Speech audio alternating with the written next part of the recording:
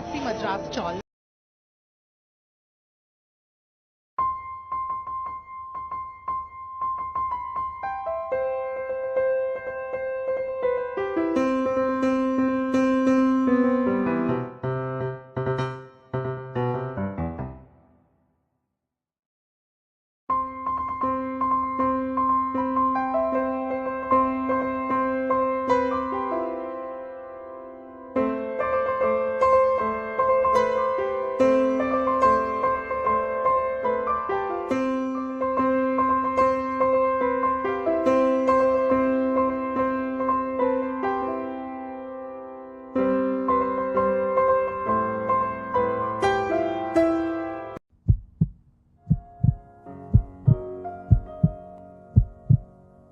Cosmic energy drives my heart. All living forms are self-generating expressions of this energy. Empowered by this force, they are self-propagating systems. They are evolving systems in their own right. Man, the most evolved manifestation of this energy on Earth, touches all other life forms. From monocellular fungi, through plant life, microbes, insects, birds, fishes, reptiles, and animal life. All life indeed is interdependent. Creation is the glorious expression of the Almighty Source. High Media touches creation in all these forms. With tender care, we assist regeneration. We assist identification. We assist sustenance of life through our biosciences research. For life is sacred. Life is to be revered. For life is precious.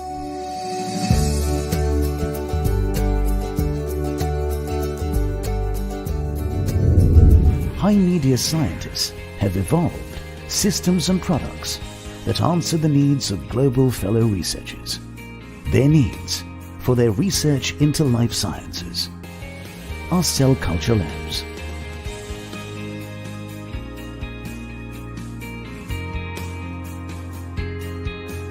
Our molecular biology labs,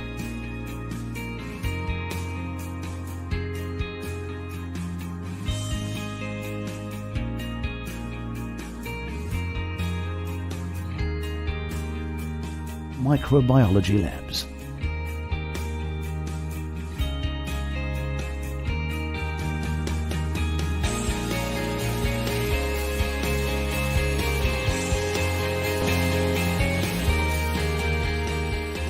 our dedicated production facilities enable world-class, leading-edge products with highest quality parameters.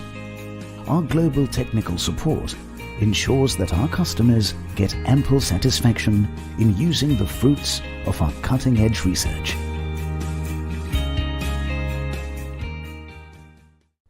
Production facilities located in the pristine purity of Nashik Hills.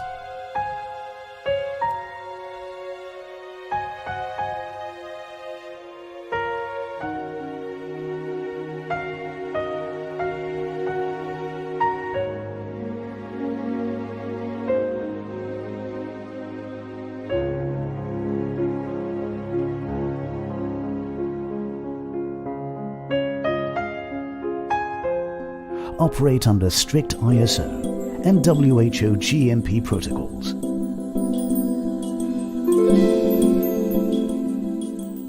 These ultra-modern facilities are a feather in the cap of High Media. They are intimately geared to the user's needs.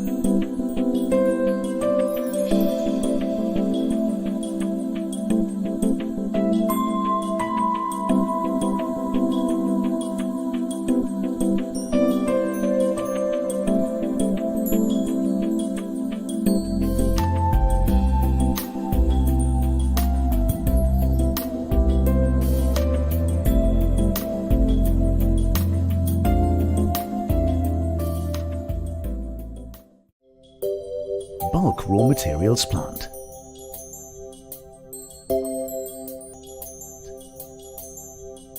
Social awareness. Donating the high-tech, fully functioning skin regeneration laboratory to the National Burn Center, along with training modules, and helping rural children's education at Isha Vidya are spiritually elevating pursuits. The caring and sharing culture they establish among the staff is the rewarding experience indeed. Information technology. The information technology team at High Media enables information flow. Marketing. Marketing and distribution covers about 150 countries globally. Global marketing and on-time delivery of state-of-the-art products at the user's doorstep are handled by a team of well-trained professionals. High Media LLC in the USA stock products for quick deliveries in that region. Visiting technical directors interact with High Media's field force in the US and in Europe on a continuous basis. Awards. Seamless quality awareness at every step has won admirers everywhere. Receiving India's highest quality award twice is a rare feat by any standard. The global scientific community and overseas partners have entrusted a leadership role in High Media.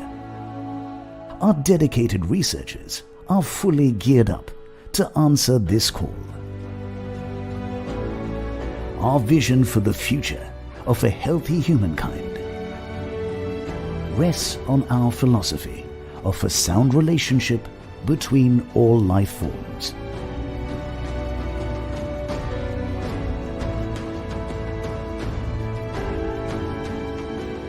Mother Earth, who has sheltered all life under her benign wings, must be protected.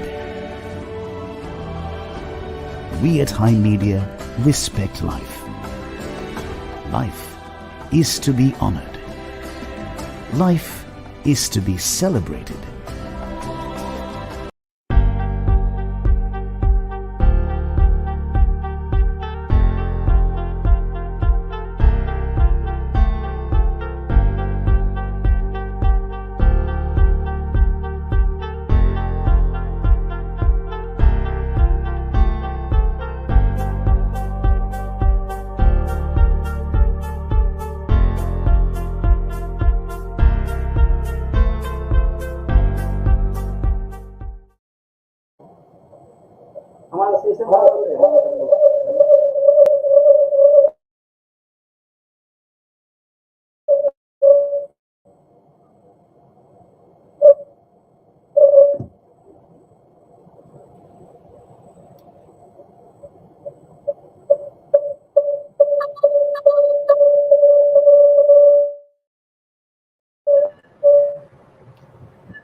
Sir तुमचं दोन device आहेत का?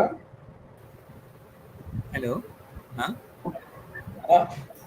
Pradeep sir. हा hello hello. तुम्ही दोन ठिकाणी join झालात? हा एक डिलीट करतो मी. आय मीन येतो का? नाही ना? हो येस येस येतोय आवाज. आता ऐकू येत नाही ना? नाही आता नाही ऐकू येत. ओके.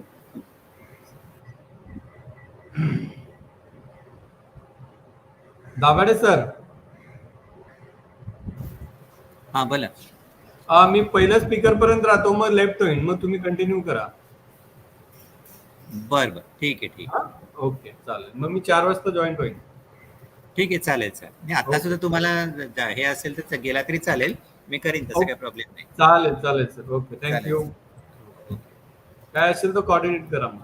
हो हो काही प्रॉब्लेम नाही तसं. Okay sir. थँक्यू. ओके. आपले पहिले स्पीकर जॉईन झाले का? नाही नाही नाही अजून तरी नाही.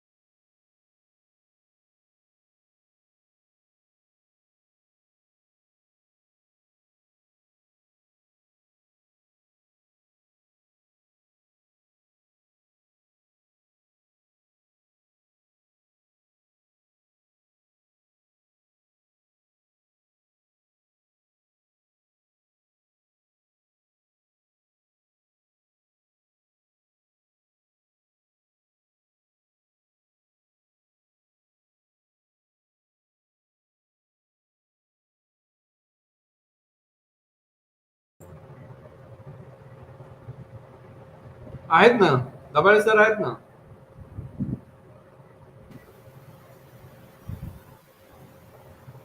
सर तुमचा आवाज नाही येत आहे, माईक बंद आहे. Hello hello. हा, मला म्हणजे येस. पुढे कुठेच पार्टिसिपेंट दिसत नाही किंवा मी एकटाच दिसतो. ते काय आहे का option? एक मिनिट. पार्टिसिपंट नाही दिसत आपल्याला ना. हो, आपल्याला दिसत नाही. आपल्याला नाही परंतु तुमचे पण जॉईन दिसत नाहीत मला, म्हणजे कळत नाही ते. I just see my self only. हा. तुम्हाला मी दिसतो का? हो हा, मला हो, तुम्ही दिसताय. तुम्ही दिसताय. सुरू करायचं का? 2:23 झालेत खरं. हा, पण ते आले का, स्पीकर आलेत का? पण ते तर कळणार कसं ते जॉईन झालेत की नाही ते खरं. तुम्ही तसं अनाऊन्स करा ना, नेम आता अनाऊन्स करा ना हे- स्पीकरचा. अं, सरवदे सर. बिपिन हा ओडेकर. हा, बोला. फॉलो अप करा ना. आय थिंक टेक्निकल त्यांचा काय टेक्निकल कॉन्टॅक्ट नंबर फोन काय वगैरे आहे का? मी अहमद अलीला कॉन्टॅक्ट करतो मी. ठीक. हा हा.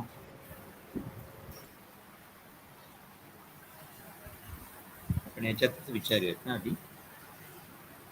Mister Bipin Odekar has join. Hello, if you have join just inform us. Hello. I think join नाही झाले.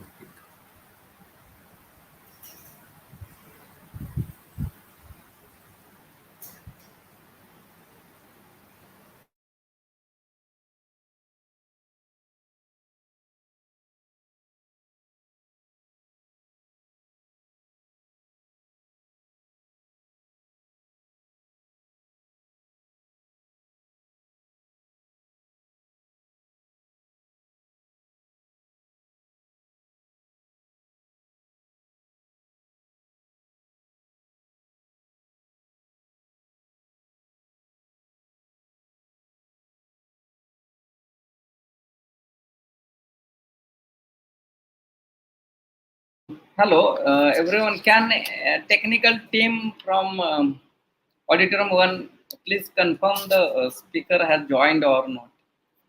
Mr. Bipin Odekar. I think नाही जॉईन झाले. आपण तिघच दिसत आहेत. थांबा, मी कॉल करतो त्यांना. हा. Okay. Sir, only you Technical three team members are आहे. in line.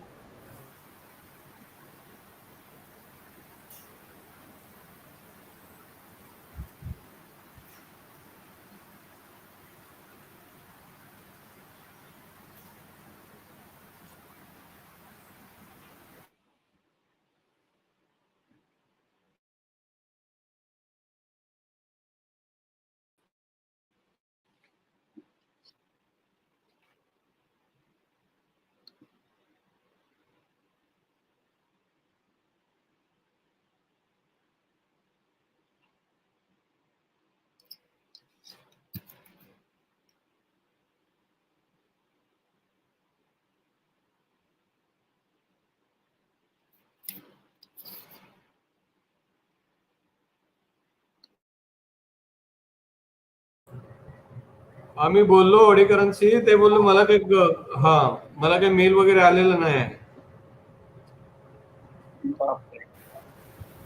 So, थांबा, मी बोलतो.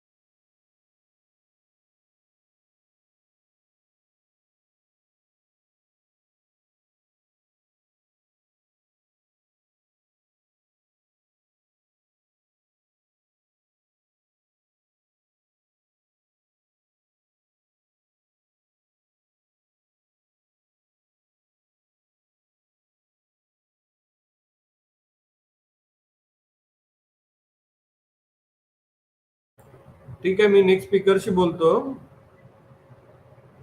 स्पीकर जर रेडी असेल तर त्यांना जॉईन करायला सांगा. हा, नेक्स्ट स्पीकर कोण आहेत? नेक्स्ट आय थिंक रजीब मैती कोणतरी आहेत. माहिती ना. हा,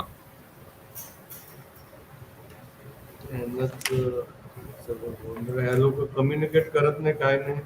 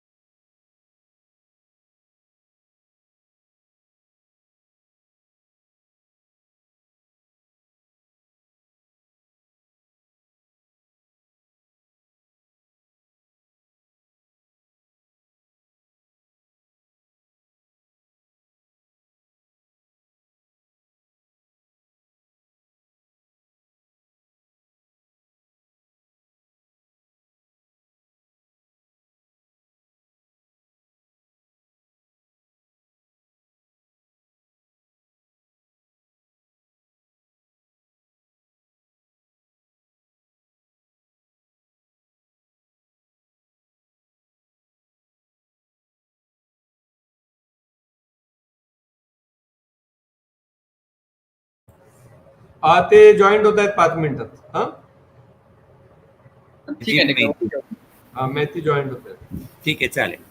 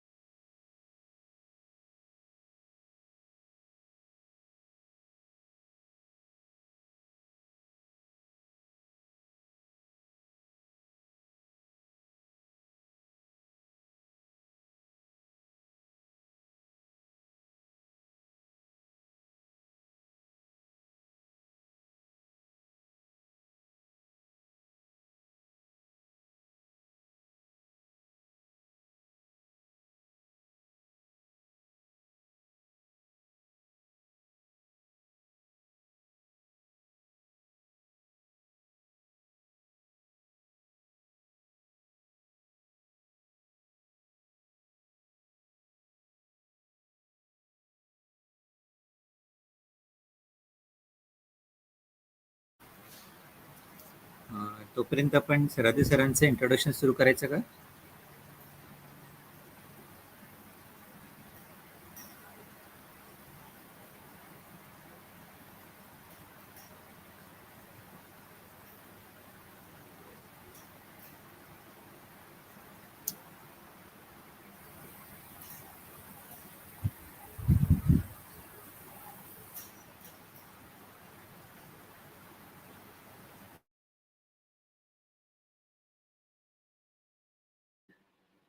त्या सरांनी लिंक पाठवली का?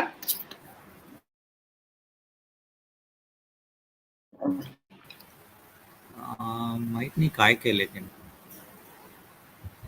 सर तोपर्यंत आपण तुमचे इंट्रोडक्शन सुरू करायचं का? चालेल, हा. काही नाही. परंतु नंतर आपल्याला speaker हे जॉईन व्हायला पाहिजे. हा आणि तोपर्यंत एखादंच होतील ना जॉईन. ओके. परत तुम्ही कॉलवरती बोलला ना, म्हणजे ते जॉईन होतं बोलले ना. हा पण ते म्हणले एक 2-3-4-5 मिनिटात जॉईन होत आहेत ना, तर 2-3 मिनिटं झाली Sir, you, Dr. Alok, you introduce Dr. Pradeep. Okay. Okay. Meanwhile, I am managing. Okay okay okay okay, thanks. okay. Okay. Good afternoon to all. Welcome for this session. Sorry for the late, because actually due to some technical reason, we are late for some time. Okay. So now we start with this session.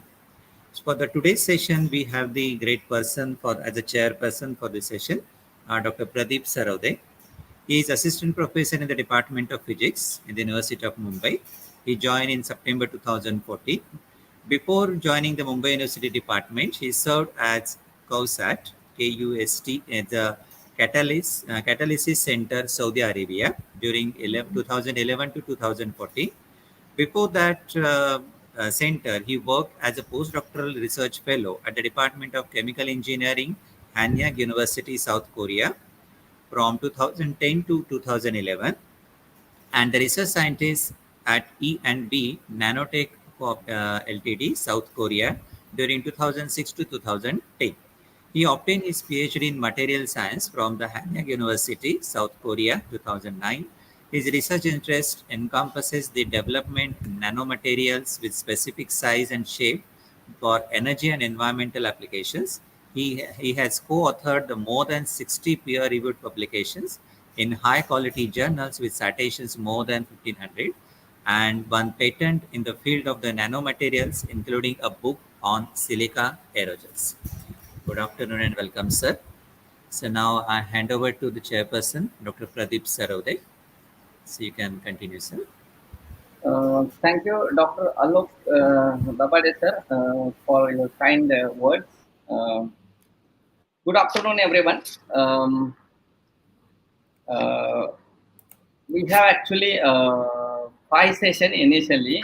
I apologize for that due to some technical reason. The first talk speaker unable to join. So therefore, we will go for the second speaker we have with us now. So I would like to give a brief introduction about our speaker, Dr. Tajib Maiti.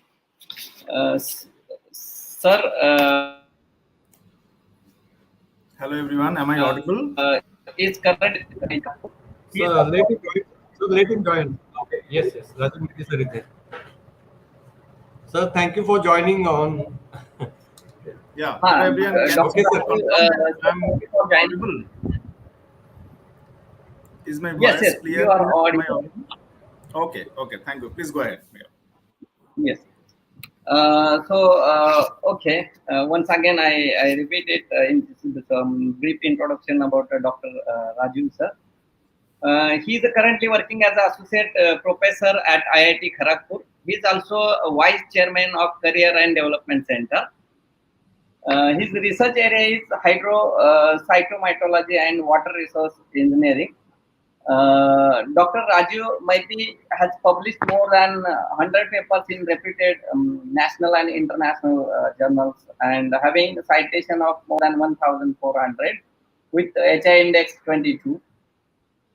He's having a variety of awards in his name, like Fellow of Royal Meteorological Society, UK, A.K. Singh Chair Faculty, and a prestigious Humboldt Fellow as well. So, with this brief introduction, I welcome Dr. Raju Maiti sir to give his talk. So, welcome Dr. Raju once again, and I hand over this session to you. Over to you now. You can start. Okay. Thank you very much, everyone, for inviting me and this nice introduction to the group. Let me share the screen first, and can someone please confirm that it is properly shared?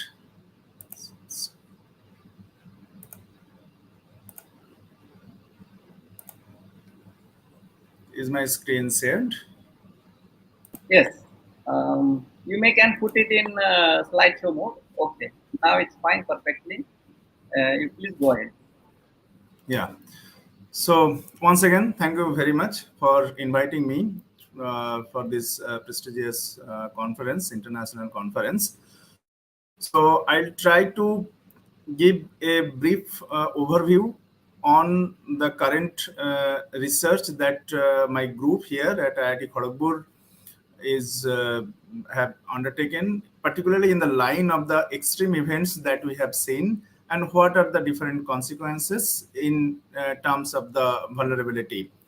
So here, as you can understand, that when we talk about the climate change, then it has effect almost in all facets of our life. A few years back, for example, say 10 years or so, it might have been still a debatable thing that few group, they're saying what is going on, where we are feeling the impact or not. So those are the things that are going on. But at this age, means after 2020 or this current year, there is no reason for any debate, and we have seen that it is there for almost every facets of the life. Very recently, I was just seeing that one of the article that it has impact on the human psychology also. Earlier, I heard that is a human health. Now it has started impacting on the human psychology as well.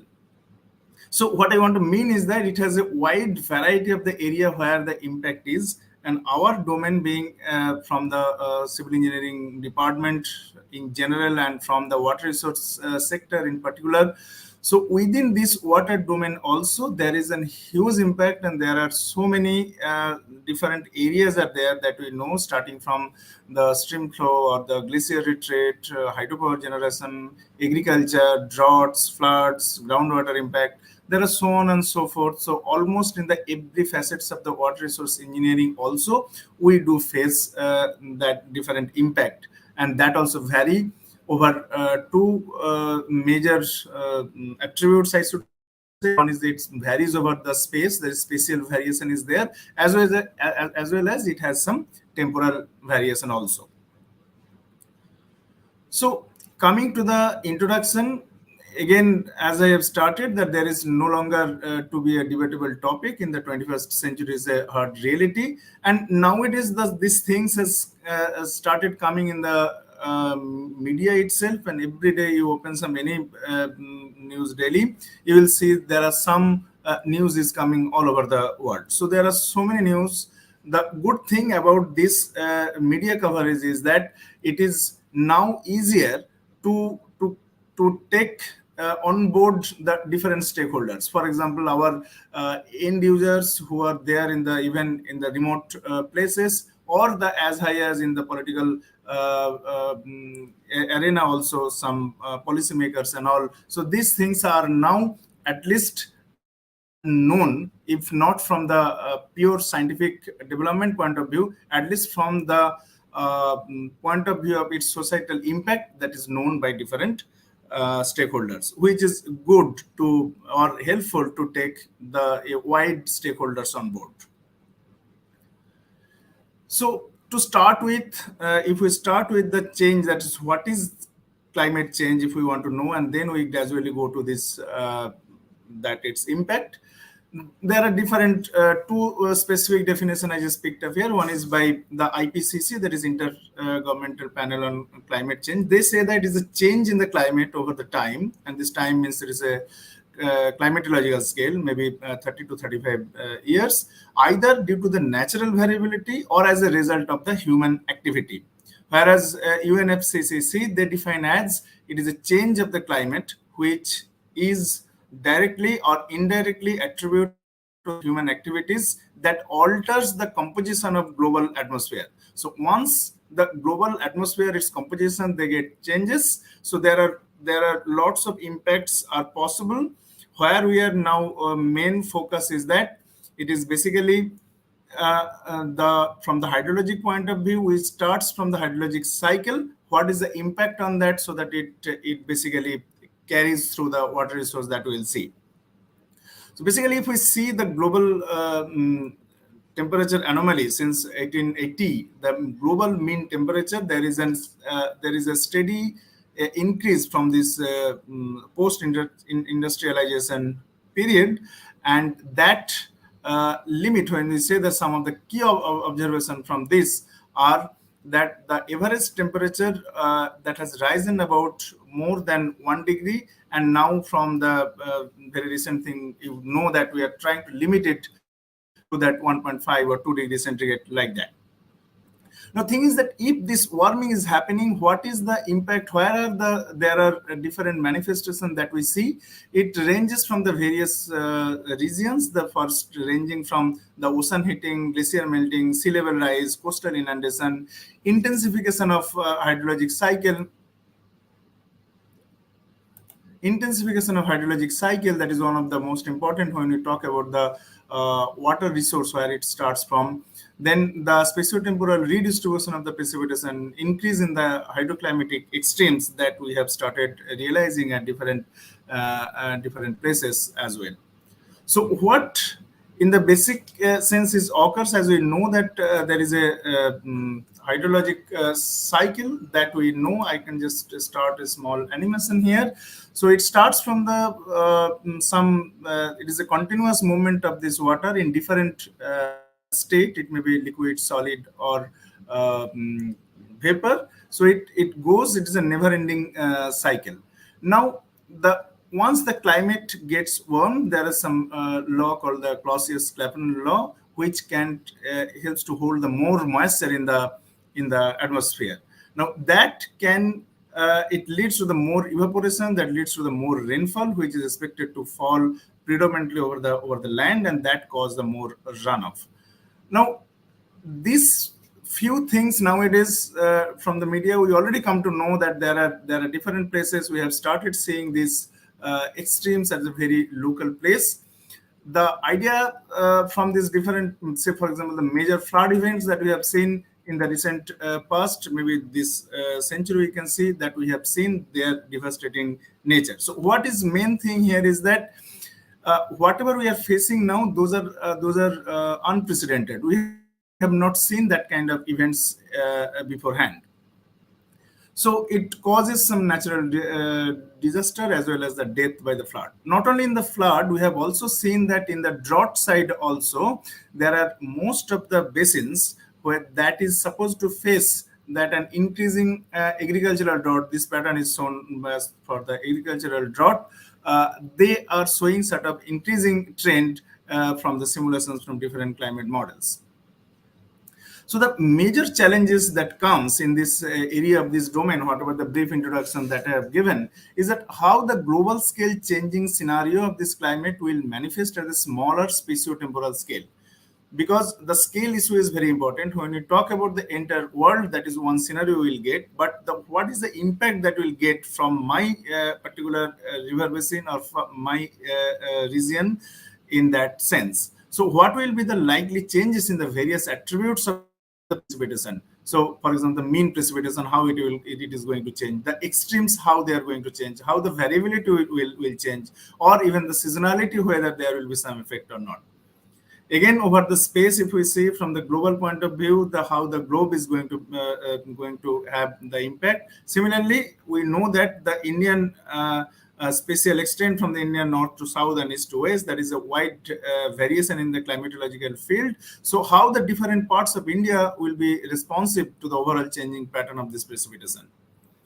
Then how the different levels of these extremes are going to change. Is it that we always concern about how the mean is going to change, or how, for example, from the statistical sense, the 95th quantile that is going to change, or more the extreme in the nature, are they going to change in differently?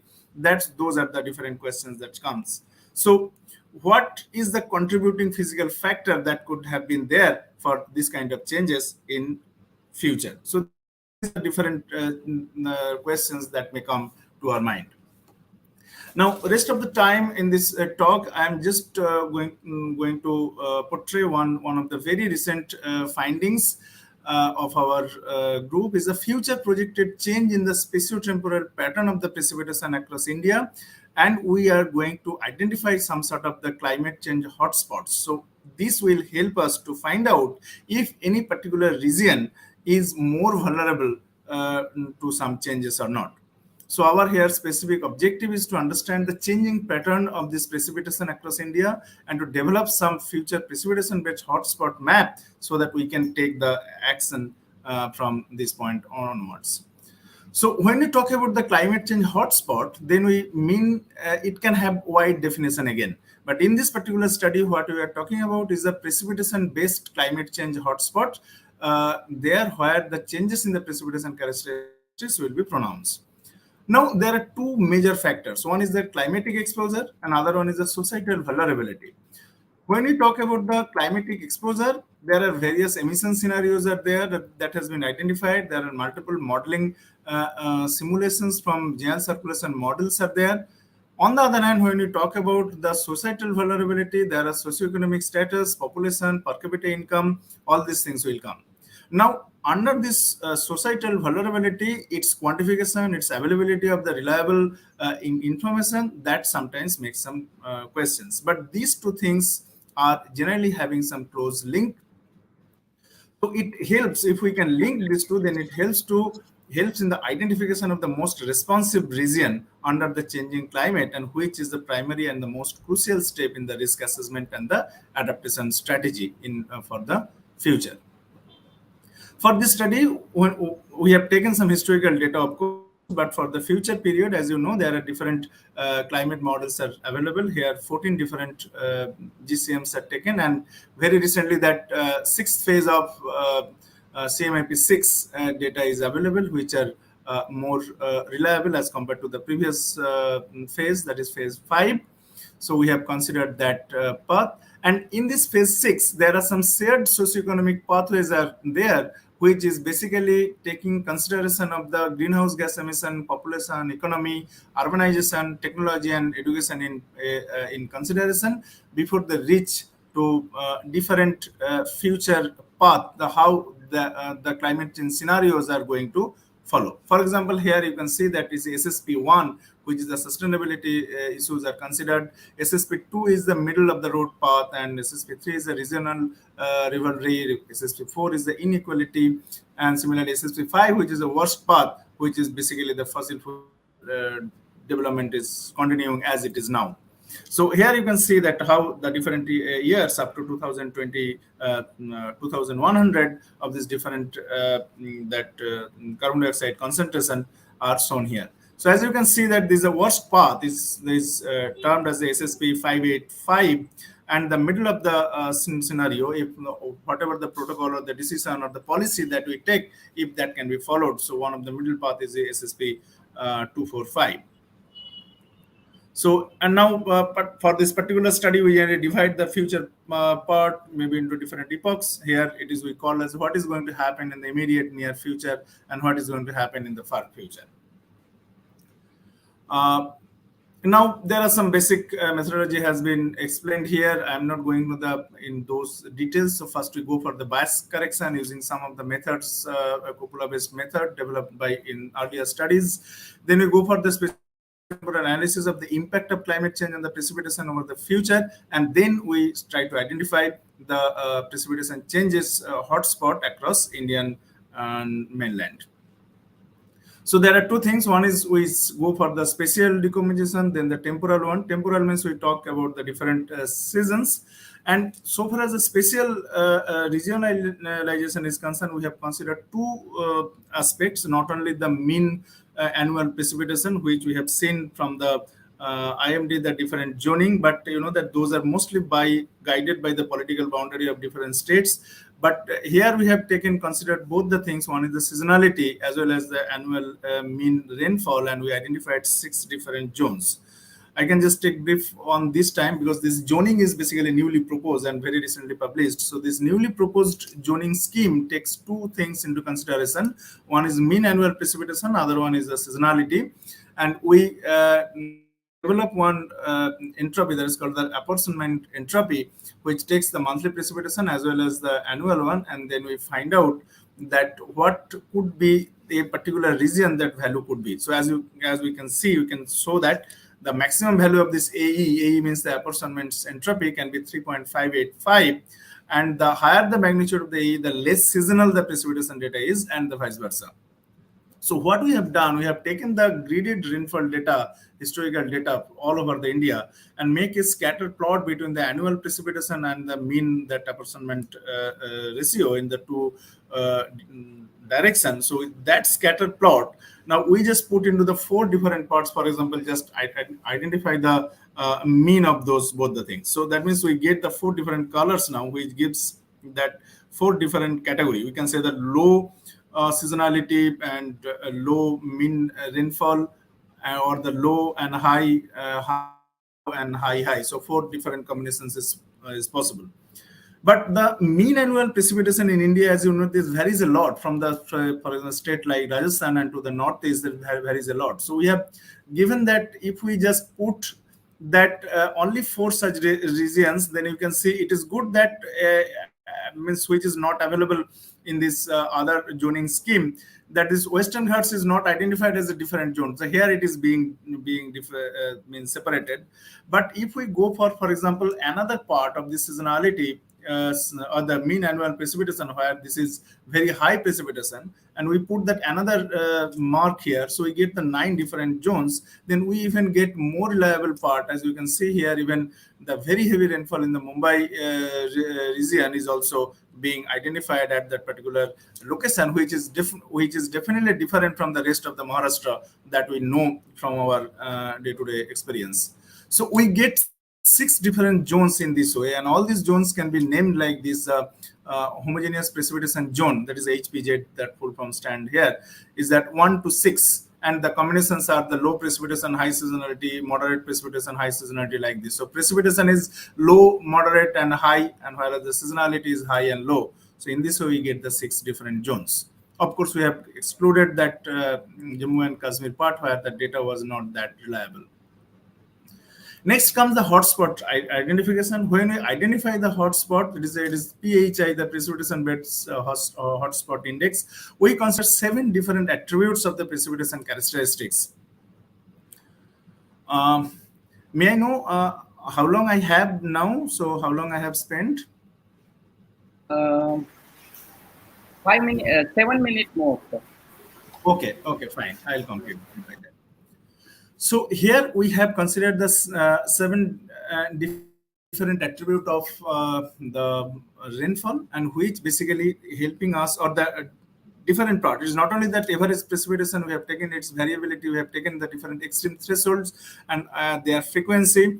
So these things when we consider, and we get one index that is called the precipitation based hotspot index, and then we can find out that whether how good they are identifying. So there are some methodological steps as shown here, not going into the details, but I can show you some of the results parts step by step. The first thing, as I mentioned, that we need to go for some bias correction technique first. So on the very left column that you can see, it is for the different attributes of this precipitation. For example, the top left is showing the mean annual precipitation, then showing the 95th percentile of this precipitation, that is showing some extreme, and annual maximum daily precipitation in a year. So how these distributions are.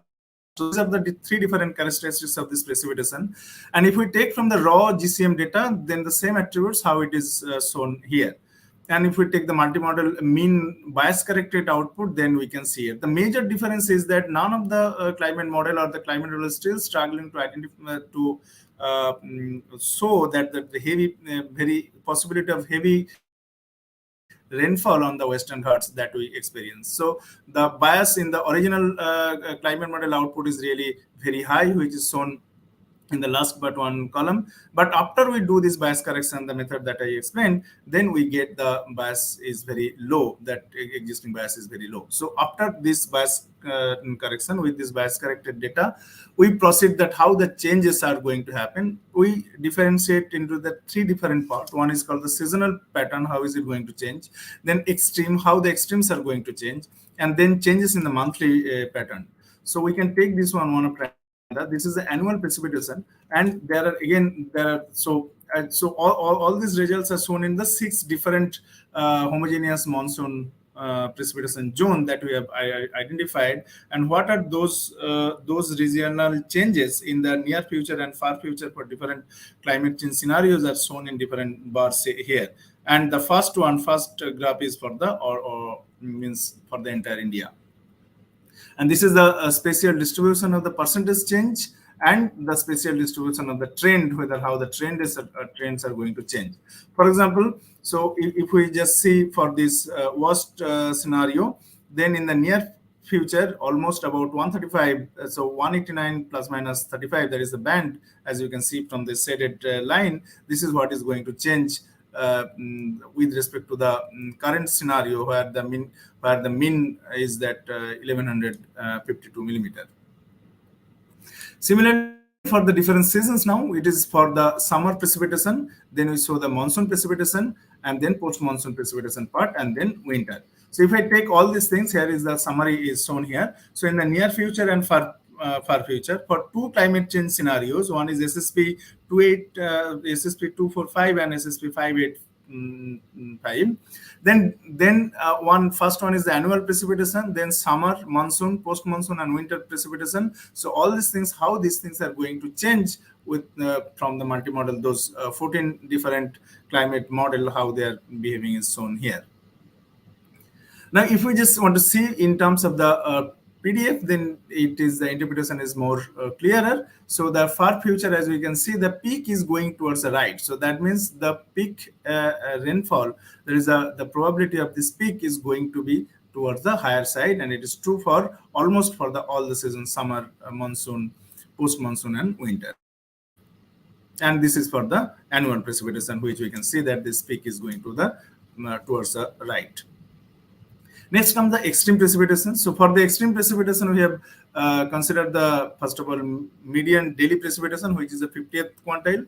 Then we have contrasted it with this 95th percentile. So how this 95th, one of the 5% rare precipitation, how they are going to change all over these different zones. And then annual maximum daily precipitation, what is the possibility of this maximum precipitation, how they are going to change at different places. Similarly, here again, the summary is given here, and how these things are going to change in terms of the probability density that has been shown in this part.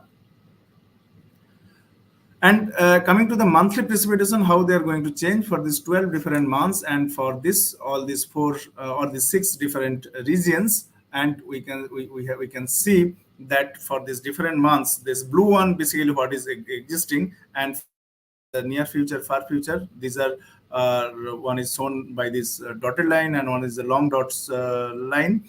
And for this 2 different scenario, that is SSP 245 and this one. So we can see that the peak is definitely going to change. So the seasonality, it is at some places it is increasing, some places it is remains same, but at the same time, so that it is more. One of the key observation here is that the more precipitation if we get in a shorter duration of the time, the management becomes a more critical issue, because the entire water that we receive during the monsoon time, we need to run for this entire year. Now, coming to this climate change based hotspot, whatever the precipitation characteristics that has been discussed, based on that, if we show that how these things are going to affect so far as that precipitation based hotspot index, and there are 4 different zone we have identified. So depending on the different values of PHI, which we can say that severely susceptible, highly susceptible, moderately susceptible, and the green one is the less susceptible. So now if we just put this PHI map with respect to the latitude and longitude with the different colors, then we can see that which zone is going to be more severely susceptible. And the spatial extent wise, what is the coverage? For example, the homogeneous zone 1, that is the maximum, the more than 50% is the susceptible area, it falls under that. So similarly, that when we talk about this climatic exposure, plus we take this population, then the most vulnerable cities, if we want to identify, similarly, we have taken the tier 1 cities in India, and we just see that whether those things, how they can affect on this society. So all the tier 1 cities in India, which are say having the more than 1 lakh population, and like this, there are total 493 cities are there in India, and out of which the 34%, as much as 34%, that is 172 cities are identified as the hotspot cities, and 89 cities are there where the population is more than 5 lakhs, and out of which 40%, that is 36 cities are identified as the hotspot cities here. Here, so those cities are shown here. There is a tier 1 cities, their locations are shown here. And so far as the that hotspot index that is concerned, these are the ranks are given here. So the which one is the most that falls under the most the climate change hotspot region. So here only the first 36 have been ranked according to that index, and that has been shown here. So coming to the concluding remarks for this one, the spatiotemporal distribution of this precipitation that is changing significantly. First of all, in other studies we have seen it is changing all over the globe, and this one has been shown for this entire Indian mainland. It is approximately said that wetter climate is projected for this Indian mainland with an approximately 290 plus minus 150, which is for the SSP 245, whereas SSP 585 it is 530 plus minus 260 mm increase in the annual precipitation towards the end of this century. And the increase is persistent toward the future years and get more intense with the time, particularly under the higher emission scenarios, indicating a potential impact to increase the anthropogenic activity on the extreme precipitation. And based on that, we have identified those hotspots region that we have shown depending on these different cities. These are some of the references, and most of the outcome that I have shown. It is very recently published in this Journal of Geophysical Research Atmosphere, which can be referred to for the further details on this one. And with this, I thank you for your patience. And yeah, I am happy to have some question or discussion or suggestion, whatever. Thank you, Dr. Rajiv Maiti. It was very nice talk. Sir has covered so many things, which is very important for us to think, because climate change and global warming, which is current and very important issue for us, because with the development of the economy, we are not focusing that much with global warming and everything, and we see the effect of global warming on the floods and everything. So Dr. Rajiv Maiti have explained the detailed knowledge about that precipitation time series, the experimental results, the hotspot, how to find the hotspot. So it was how can I say, a lightning session in the point of global warming or climate change. So thank you once again, and I now open the session for the question and answer. If any participants have any questions or from the team, please, if you have any question, you can ask in chat box also.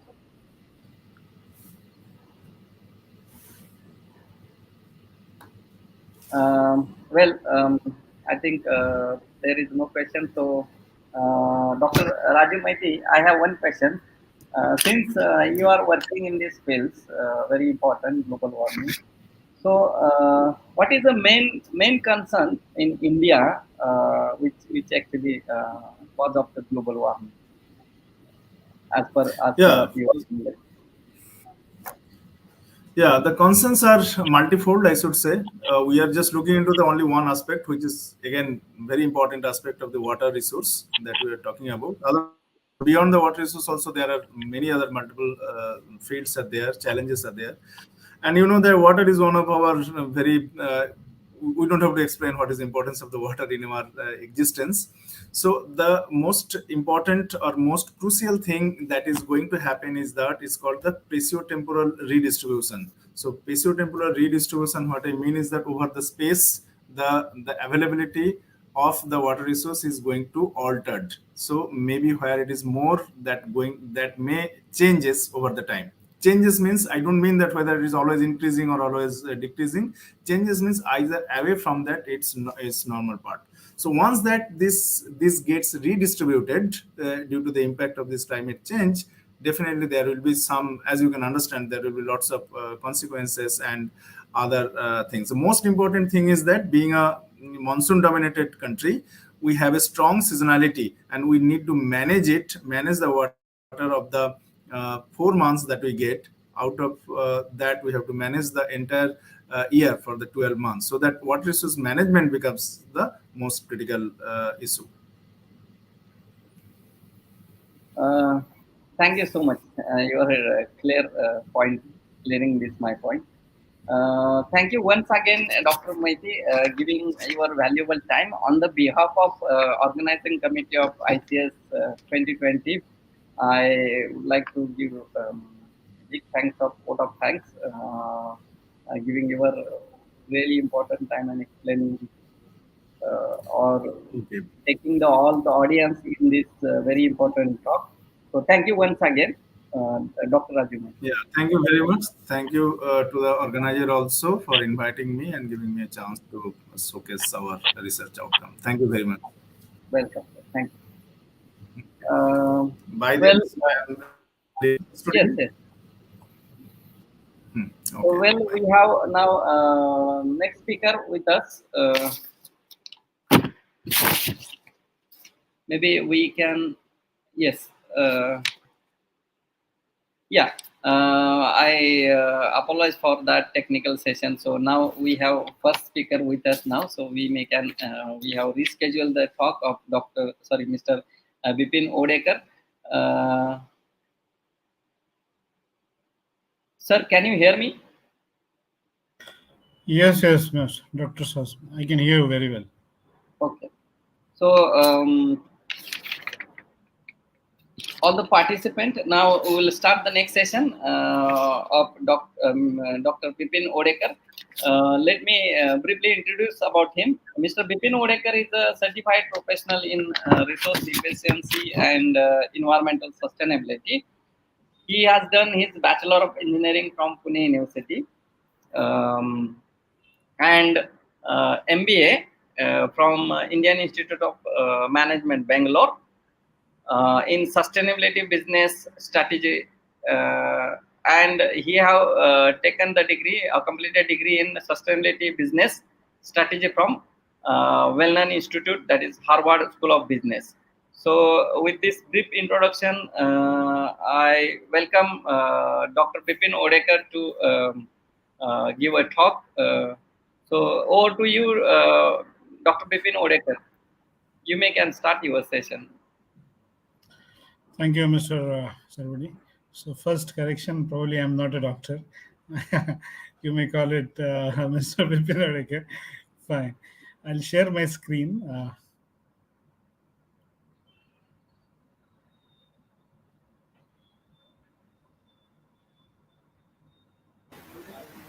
Just let me know when the presentation is visible to you. Is it visible? Hello, Dr. Odekar. Yeah. I'm just sorry interrupting you, but if it is Yeah. possible for you to finish your presentation within 15 to 20 minutes, because we are running late now. So we have others are also. So if it is possible for you, just finish it in 15 to 20 minutes. I have only 20 slides because anyway, I'm not going to speak too much on specific topics. I understand that there are 2-3 days people have already covered topics. So I would be covering something probably different, which was not covered yet. And we'll try to finish it in a short time and make it more effective. Can someone confirm that my screen is visible? Yes, we can see your videos. Yes, yes. We can see. You can proceed now. Thank you. Fine. You can. Yeah. So what I'm going to do, I have only 25 slides to talk about, and maybe all 15 slides are more related to the topic. So I represent an organization called Marico Limited. We are basically an Indian-based MNC, and we are operating into beauty and wellness space. There are various products which are there across the geographies which we cater to, and some of the important products probably you would be aware are the Parachute coconut oil and Saffola edible oils in India. Similarly to these products, I think there are various products which we cater to other geographies also. There is a decent growth we have done in past 30 years, and overall economic and revenue share as well as the profit share we have done substantially well, considering the short span of life of this organization. We are present in India, as I said, as an organization or as a base of the organization, but we also operate in Bangladesh, South Africa, Middle East, and North Africa, and in South Africa. So overall, 4 to 5 manufacturing locations over the world, considering India. Now we'll move to sustainability. Now, sustainability, I think last couple of days probably you would have heard many times about what is sustainability, and there are many definitions to it. So I quickly cover in 2 3 slides what do you mean by that, and then focus of my presentation will be how businesses are looking at sustainability, what are the importance of sustainability from business perspective, and how to integrate it into the business decision. And probably I feel that that is an area where a lot of efforts are going in last 3 to 4 years, considering the investment which is getting poured into India, and then all the investors who are coming from US or Europe, they are highly interested into ESG disclosures done by the companies. So few thoughts about what how it is important and how industry or how as a economic entity one can definitely influence this sector and create a positive influence. That would be the overall topic of my session. So what is sustainability? It's a very short video clip of around 30 seconds. You can see a bunch of or a flock of birds passing on a busy road, and all the trucks, all the vehicles, cars have stopped, and they are allowing them to pass through. Now, what does it indicate to us? It's very simple, or very simple to understand or reflect upon, is that these people have shown a respect for the other species. So the most important thing or most important principle in sustainability is coexistence. It's all about accepting the coexistence of all life species, including all human races, by humans with dignity.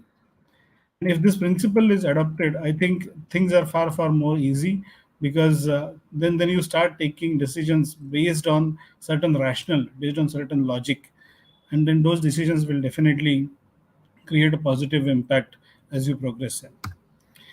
I think this definition is probably the most popular definition, and most of you would have seen it.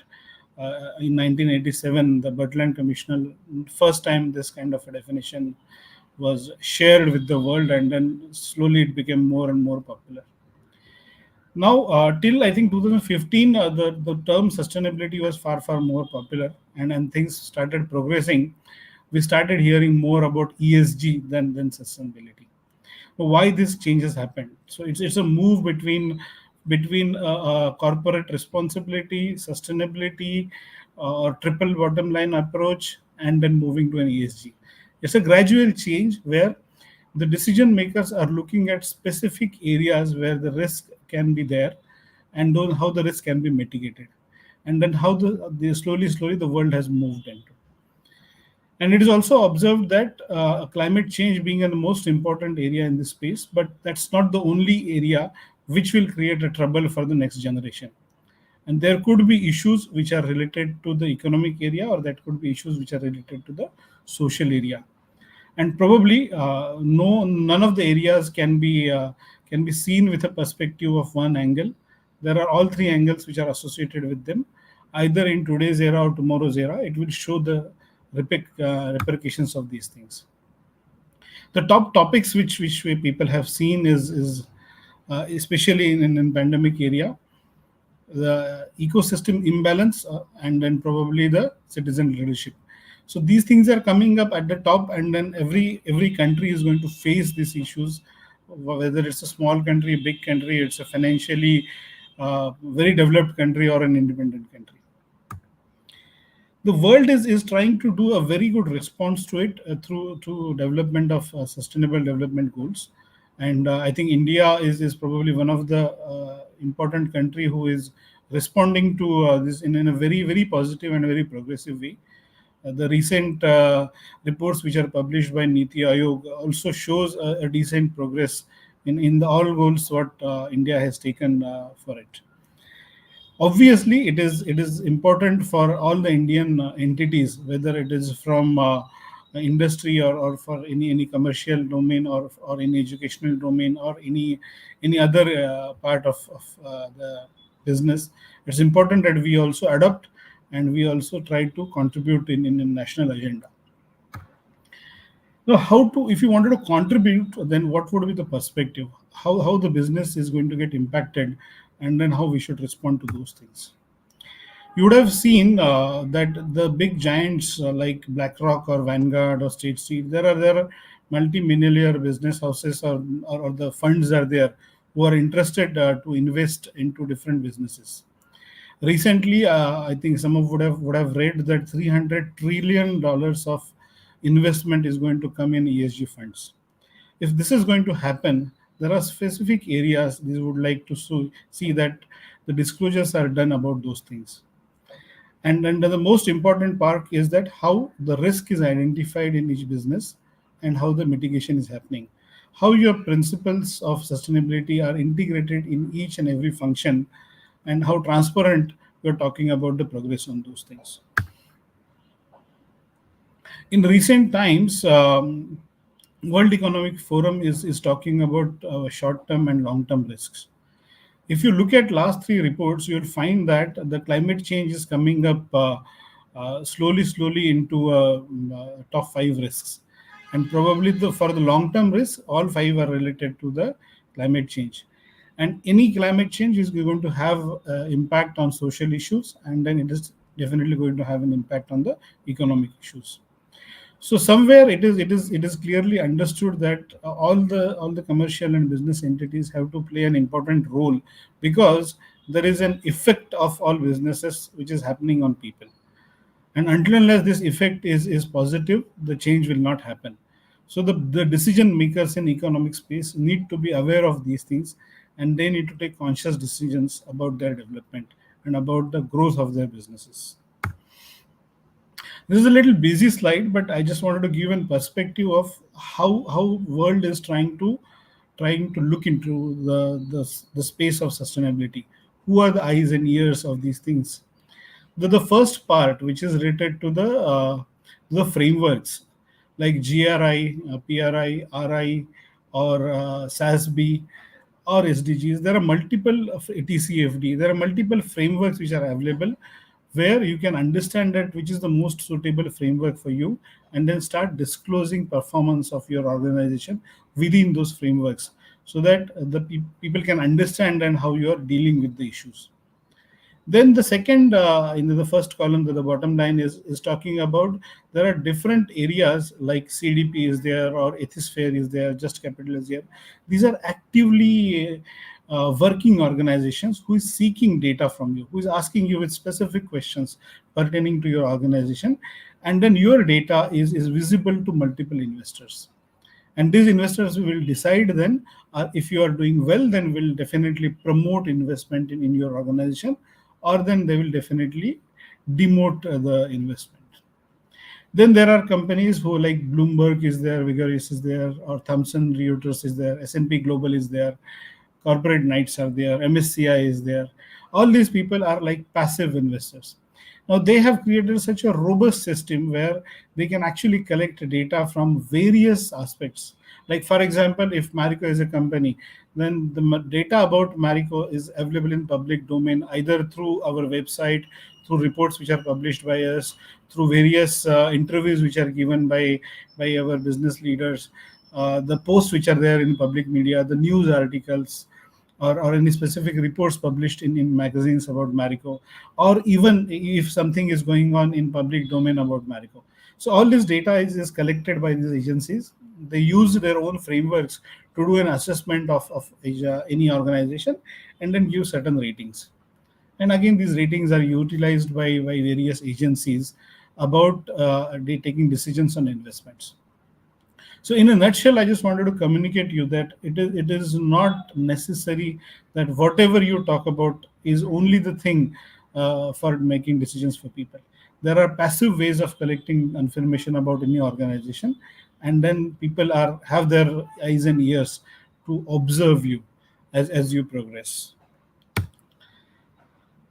Now, what do they look for once they collect data? Now they look for material issues for any sector. Like we operate in a FMCG sector, the important issues, the material issues for our sector will be far different than automobile sector or a mining sector or a cement sector.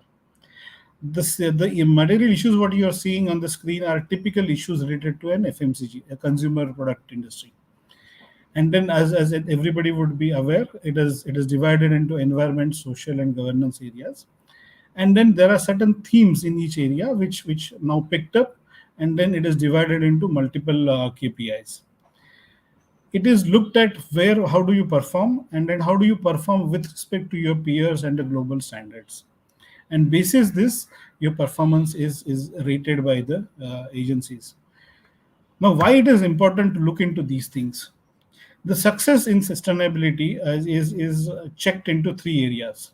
First area is that what is your improvement in ESG KPIs.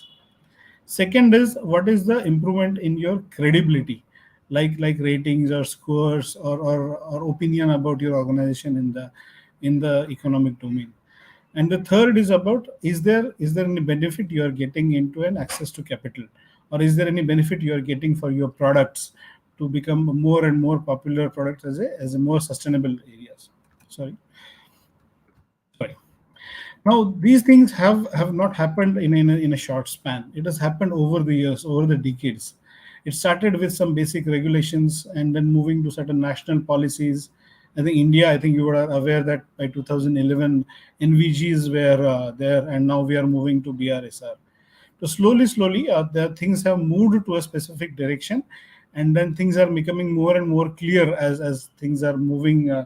We are moving into the next decade.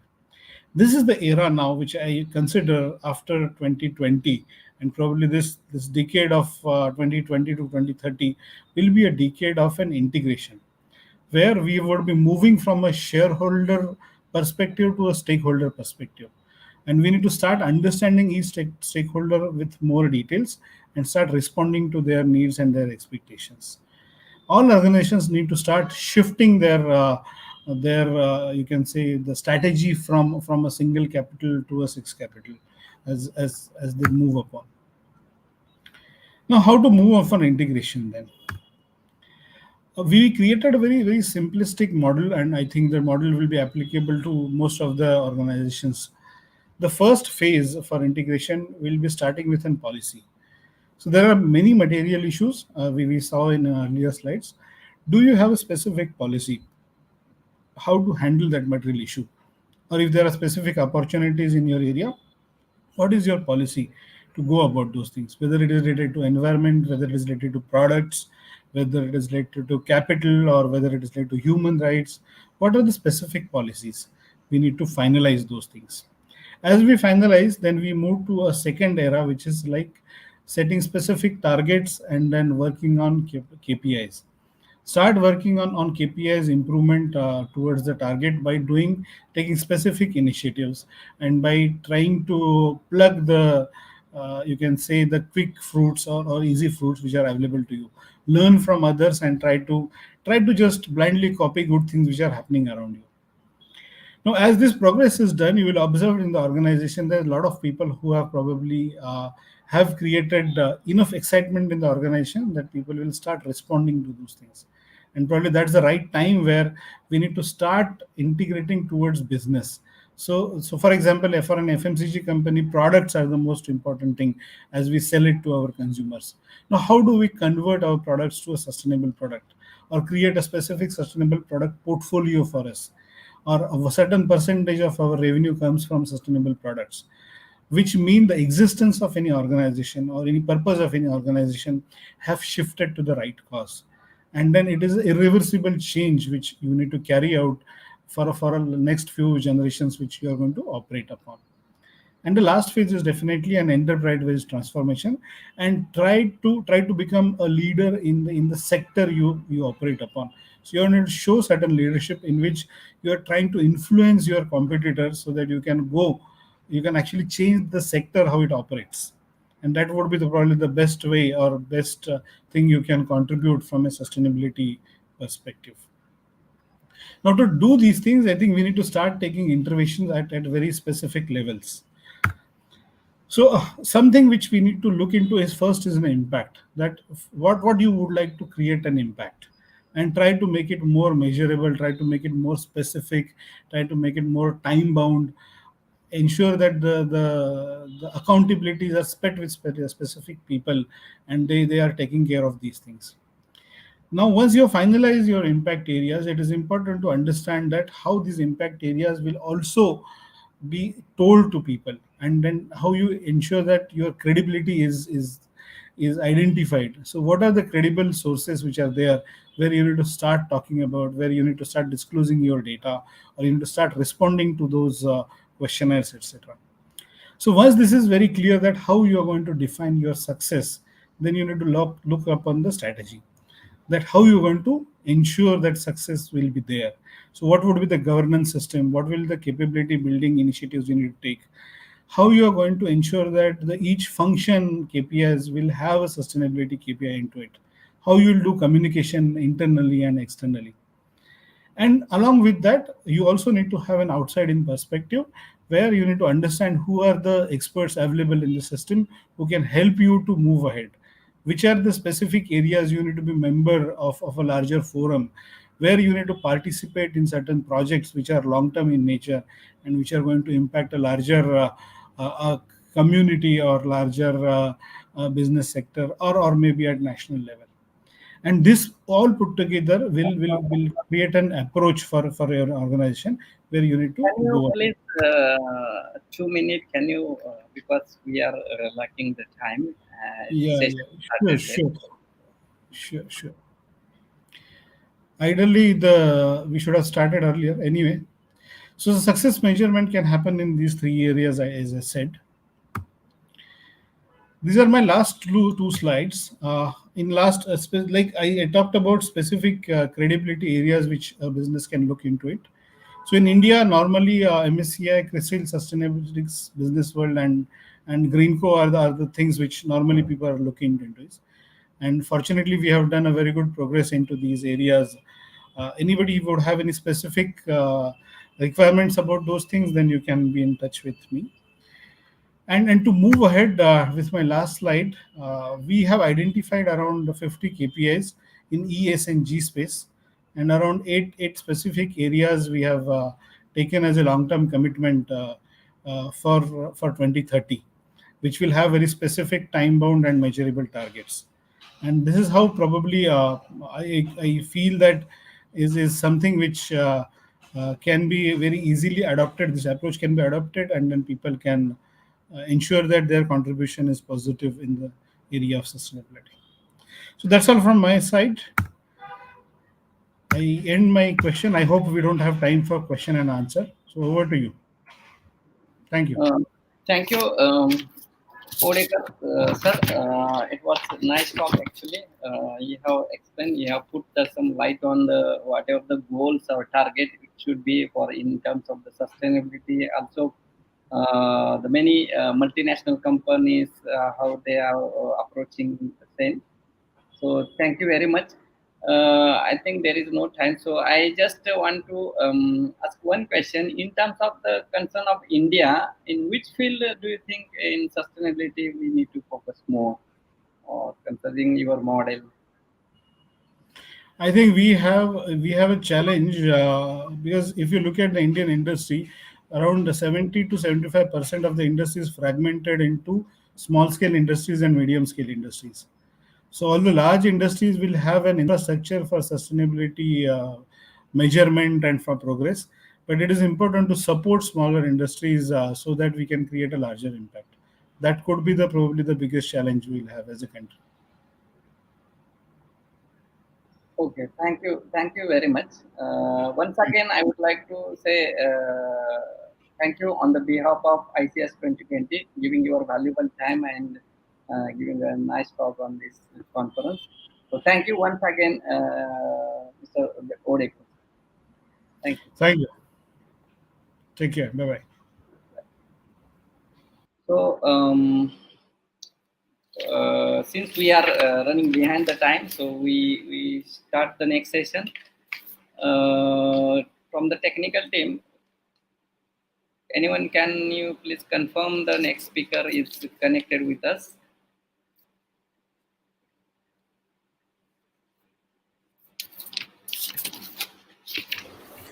I think she is there, sir. Prachi Gupta, she is there. Okay, all right. So start the session. Next talk by Ms. Prachi Gupta. I just would like to give a brief introduction about the speaker. Ms. Prachi Gupta is leading sustainability professional in the field of standards and certification with decade long experience in quality assurance, textile applications, and impact assessment and benchmarking. Previously, she worked with a few textile chemical manufacturing companies such as CST India Private Limited. Then she have worked with the head of the Department of Quality Control and Textile Application as well.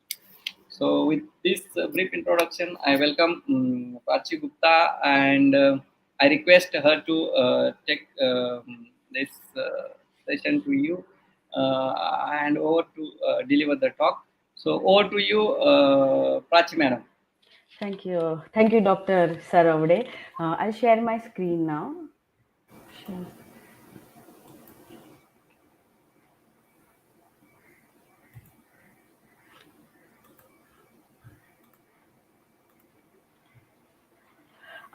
I hope everyone can see my screen. Good afternoon, everyone. I know I only have 20 minutes, so I'll just try to cover as much as possible, because we are actually working in the sustainability and certification. So first of all, I thank you, ICS 2022, for asking me to deliver a lecture on sustainability. So thank you. I'll go to the second slide. Basically, for us, the motivation comes from within. We see ourselves as a contributing to the sustainable development and actively cooperate with all the relevant stakeholders. We always aim to contribute towards making world a better place. So just to give you a brief introduction of what GOTS is. GOTS is a leading processing standard for textile made from organic textiles. It is an ISO 1 standard organization building upon the four distinct features that are organic fibers. One arm is organic fibers, the other one is ecological and social. The third comes all processing stages of textiles, and the third party certification, which is very crucial for a standard to have this third party certification.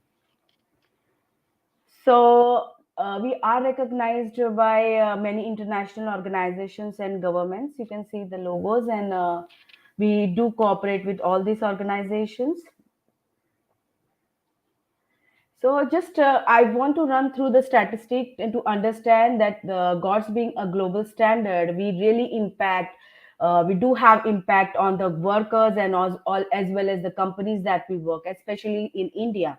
So overall, worldwide, we have around 8,147 certified entities. We also have, just to highlight, we have 3.48 million workers which are covered under GOTS. And all this work is done by our 18 GOTS approved certification bodies that we work together with them. So coming to the growth, if you see from 2006, in 2006, we only had 27 facilities we were certified to GOTS. But as you go from now, if you see in 2021, it is much higher, which is around 12,330 338. And if you also see, we have already gone through, we have all gone through this pandemic. Even though we have seen this rise of 19%. Of course, we had some dip ups, like sub dipping in last year, but then we actually picked up, and this shows that sustainability and grow and GOTS, we really go hand in hand. And people, with this pandemic, people are more aware that we really need to be sustainable in order to address the environmental and the other economical issues. So that is what I wanted to highlight. If you see in the regional distribution of GOTS, you see the India to have a maximum of 3,000 facilities. It is being India being an let's say exporting country. We are a producer of organic. As you know that we have organic cotton. We export more of organic cotton, and we are also a producer of this let's say processing products, organic products. So we are at number one. Then there is Bangladesh, Turkey, followed by China, whereas the buying country is Europe. Here you can also see, I'll just run through it. India is at the number one position. These are the top 20 countries since 2017.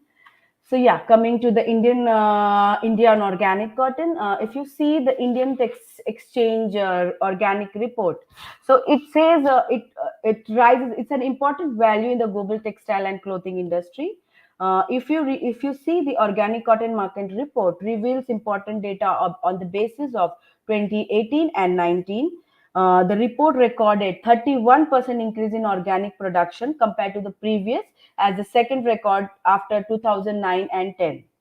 The result in this report shows that around 22 lakhs 2,134 farmers grow around 2 lakhs 39,787 metric tons of organic cotton. So where India is, according to the report, 97% of global production wherein comes from the seven countries, wherein India is at 51%. GOTS itself is increased by 35% last year. Let's go on to the main topic, integration of these three pillars in the GOTS. So we, excuse me, GOTS integrates the three sustainability pillars into the standard, which is considered holistic, comprehensive, yet practical in its implementation. By defining the requirement to ensure the organic status of textiles from harvesting of raw material to the sale point of garment, it is implemented with these two pillars, namely environment and social, thereby supporting the third economic, that is economic pillar. To name a few, by reducing or controlling the risk, or to improving the productivity and efficiency, efficiency of GOTS certified facilities can acquire this niche goods market of organic and thereby upgrade them their economical status. This is how we assume. This is how we integrate these three pillars into GOTS. So organic fibers. So when I said that there are four distinct features of GOTS, so one of it is organic fibers. I'm not going to go through all the details, but we only allow the fibers that are certified to iPhone family of standards, or such as EU regulation, something coming from EU regulation, or NOP, that is from USDA, and APIDA NPOP, or the Chinese organic standard. Coming to the label grade, we also have this organic in conversion allowed into our system, just to be more sustainable, whereas the organic in conversion is a farm which has this let's say, which is under certification for the 1 year. So that is what we call as organic in conversion. So it should, we basically have two label grade. One is organic, and that is made with organic, that should be minimum of 70%.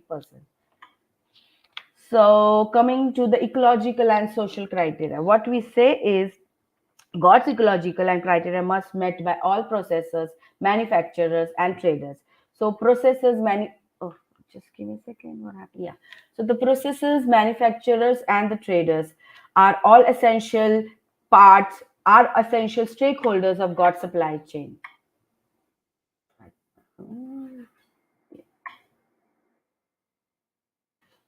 Just give me. Yeah. This slide is little heavy, just not moving. Yeah. So this is specifically I wanted to show. This is the supply chain, God supply chain, which consists of all processing stages. First, the first processing stage is ginning. Then it goes on to spinning, weaving, wet processing, so far and so far until the retails. So all these processes are mapped. All these processes are interlinked. This is a complete supply of organic cotton, and this is what I call niche market, that all the suppliers and the people are workers working, and the chemicals and all the things that go into the supply chain needs to be socially, ecologically and economically viable to the workers and the companies. Yeah. So ecological criteria in the chemicals that are in. Let's talk about the chemicals. Like I mentioned, we also we have the chemicals that are going into the supply chain assessment. There is the assessment of chemical inputs. Then there is also screening of hazardous substances. Gas emission is one of the hot topic now that we are also included in the version 7. GOTS, I just want to tell GOTS is also a signatory to UNFCCC Secretariat, which is tasked with supporting the global response that is the threat posed to the climate change. So we are also working on the climate change, uh, defining certain goals in the standard, so that these are taken by our certified entities. So sorry, so we just work around the aspects that are really important in this ecological stage. We also take care about the water ecosystem. Testing of COD, BOD, TOC are really mandatory at the production stage, and the companies needs just giving running through it. There are certain chemicals which are prohibited completely. There are certain chemicals which are have this residue limits that needs to be tested and assessed, and this is all done by our certification bodies. Strict ecological criteria. The hazardous chemicals are mapped in two stages. First is prior approval of prior to use, which means that certification bodies will assess all these chemicals, will assess based on the risk assessment, the residue limits, the hazardous statements. They are all assessed, and then it is approved. Then after, when it is prepared in a solution, the residues, if they have any, needs to be under the limits that we are set for the GOTS. Then yeah, we call it as the chemical inputs needs to be assessed. So we only not see the chemicals, but we also see that the entire facility is environmental friendly, and also the workers working into the companies are motivated as well as taken care. So we also have the facility should have a product stewardship. It should have a environmental management policy, a proper occupational health and safety practices, and this is all checked through on-site audit. So this is how ecological criteria, we take care about ecological criteria. Now coming to the social one. Social criteria is basically based on the key international norms, United Nations guiding principles on business and human rights. Then we have international labor organizations and OECD guidelines. So all the criteria, social criteria, are based on our three important international norms. So, to name a few social criteria, GOTS prohibits no child labor. There should be no forced workers. There should be no gender based violence, no discrimination against each other, no sexual harassment, or no abusive behavior.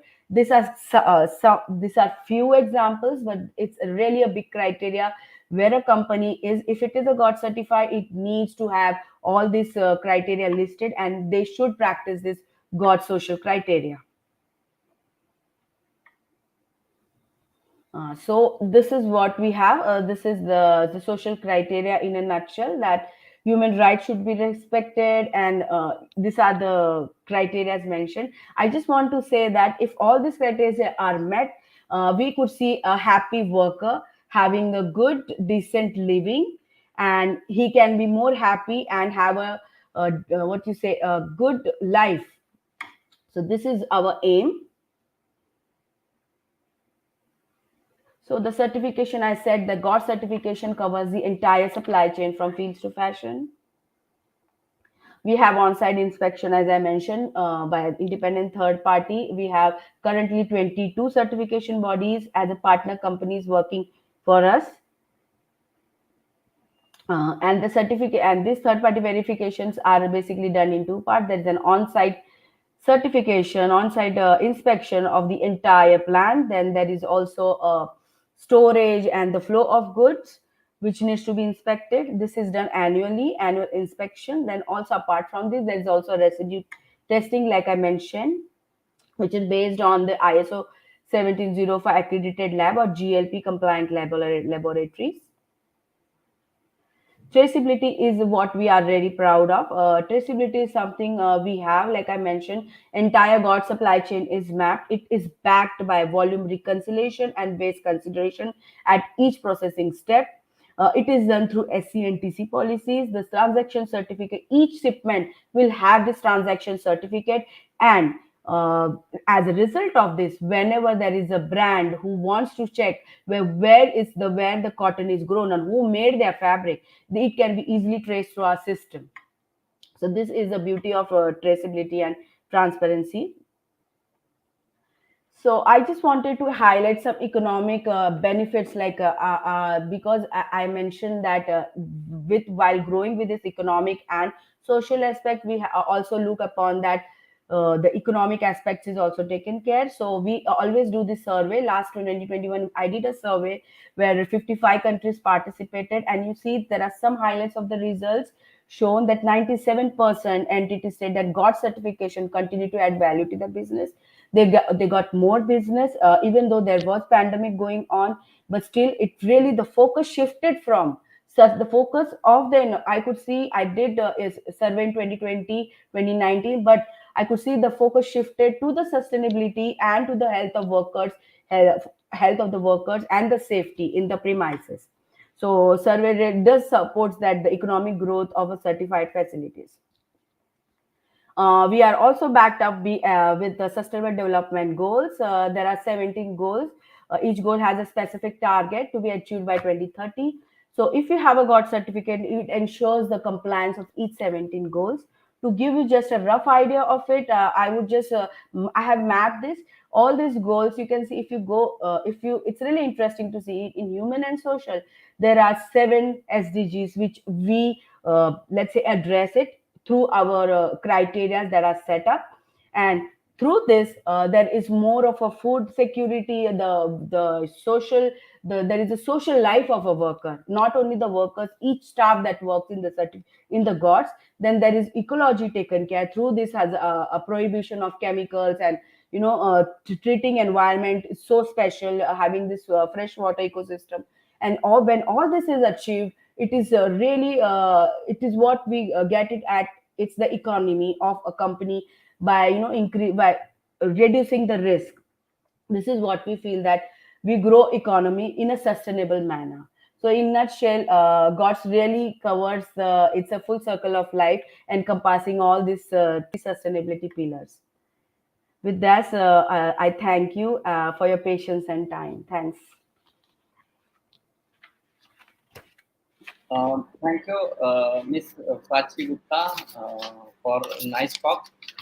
You have explained, put the actually light on the GOTS, that is Global Organic Textile Standards, which is actually important in terms of as far as our country we concern, agricultural country, because we produce a lot of cottons, which is actually raw material for the textile industry.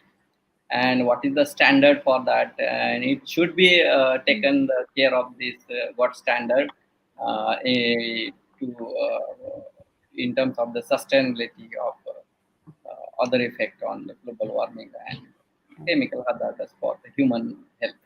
So it is very important talk, I can say. So since we are lacking behind the time, so there is I mean, no more questions. Yeah, so I just would like to know one short question to Prachi madam.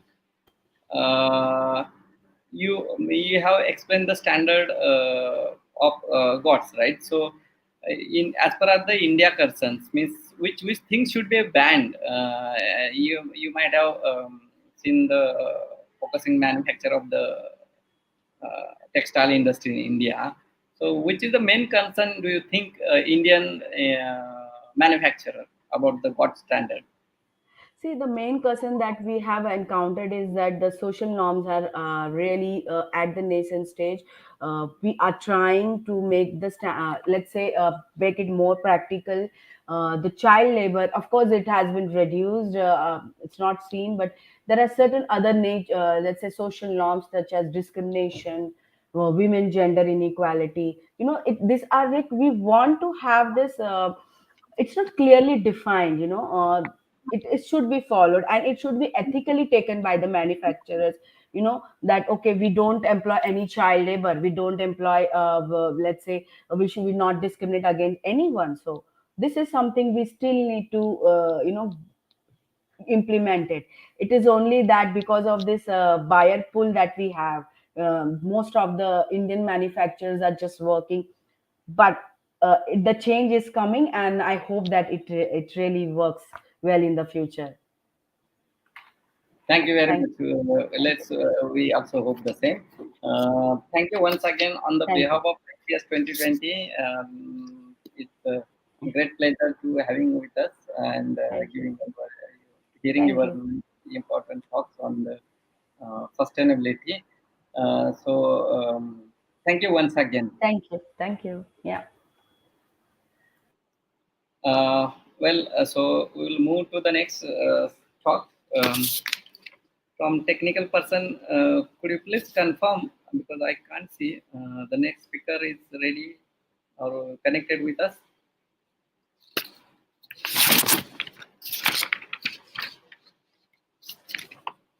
Okay, Dr. Akanksha Kashikar, madam. Yes, I'm here. Okay, so welcome, madam. So we have next speaker. Let me briefly introduce about next speaker, Dr. Akanksha Kashikar, madam. Dr. Akanksha Kashikar is currently working as an assistant professor at Department of Statistics, Savitribai Phule, Pune University. Madam's research area is probability theory and involving application of statistics. She has more publications in her name in international and national journals with the citations of more than 100. She is also having one project under her currently she's working on one project, government funded project. With this brief talk, I welcome Dr. Akanksha Kashikar madam to deliver the talk. I owe to you this session now, madam. Please proceed your talk. Yes. Thank you for giving me an opportunity to interact with all of you. Let me share my screen.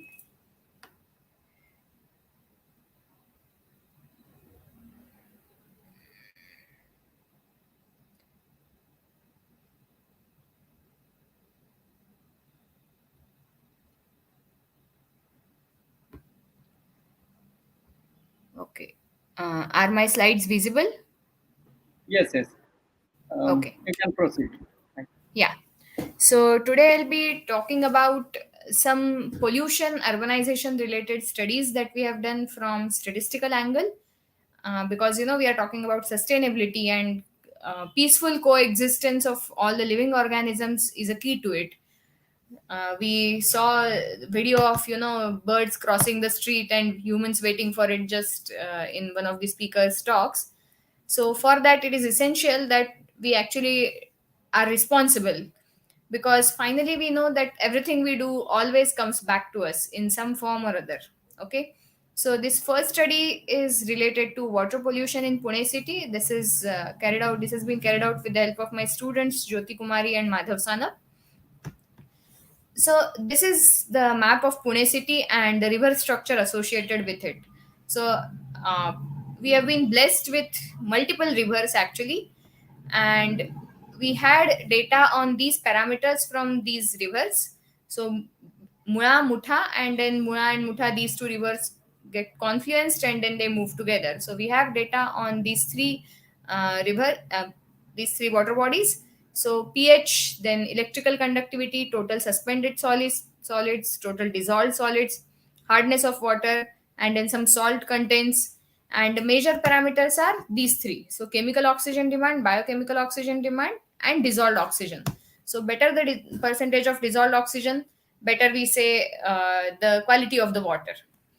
And the objectives of this study were first to compare water quality at different locations, see which locations are most polluted, then to check if there is any seasonal variation like monsoon and non-monsoon variation in water quality, and then identifying some factors which can actually be responsible for deciding water quality.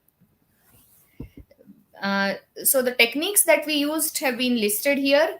So we started with some exploratory data analysis. So we drew some graphs, and then for building what is called as a water quality index, we used some advanced statistical tools.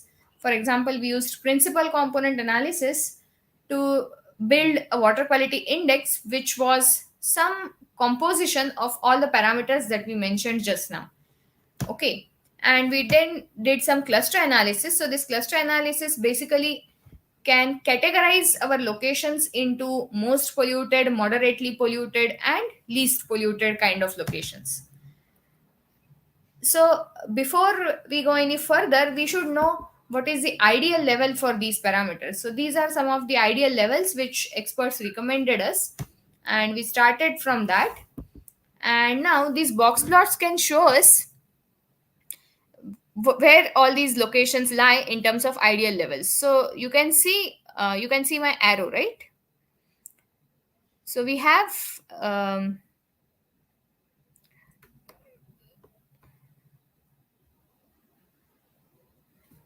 okay, yeah, so you can see Khadakwasla here.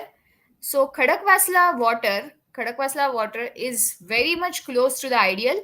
So on this axis we have plotted distance. So this is closest to ideal, whereas the red marked one, Bhairova Nala, is quite away from the ideal scenario. So the water at Bhairova Nala is most polluted, while Khadakwasla is the most unpolluted or pure water. Then we also saw what is the effect of the river. So these locations are along Mutha, the locations in green. Then these are along Mura, and then the maroon line is when the Mura and Mutha are together. So we can see the average dissolved oxygen percentage that is very much varying when Mura and Mutha are together, whereas otherwise it is quite consistent. But for Mura-Mutha confluence, there is a lot of variability, lot of changes happening. Then we also saw for the lakes, so Pashan Lake and Khadakwasla Lake, and the data starts from March to next March, and we can see that there is a slight decrease. So the dissolved oxygen levels in the lakes is supposed to be good, but it has been decreasing consistently. Then, as I said, we used all those parameters. So we had multiple parameters: pH, electrical conductivity, suspended solids, dissolved solids, etc. So we combined values of all of them to build one pollution index. And now this graph gives values of the pollution index for various locations. So again, as expected, we can see Khadakwasla has the least value of pollution index, whereas Bhairova Nala has the highest value of pollution index. Then Nagzira Nala and Ambil Nala, they have second highest pollution index values. So we tried to then categorize the locations as per their pollution indices, and we could see that the two lakes, Pashan Lake and Katras Lake, they are similar. Khadakwasla is completely standing alone, and all the nalas are together, Ambil Nala, Nagzira and Bhairova, because they have highest pollution, they get clustered together. And these other locations, Sangam Bridge, Mhatre Bridge, Harrison Bridge, Joshi Bridge, etc., they are comparatively in the moderate zone.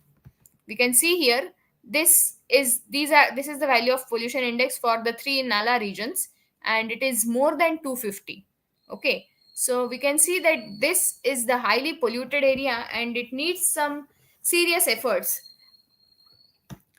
And this is the final ranking that we got. So pollution index wise, so Khodakwasla ranks first, and the Nalas are at the bottom, 19, 20, 21. Okay. Second study that we carried out was what is the impact of urbanization on biodiversity. So we specifically focused on bird diversity because that data was easily available.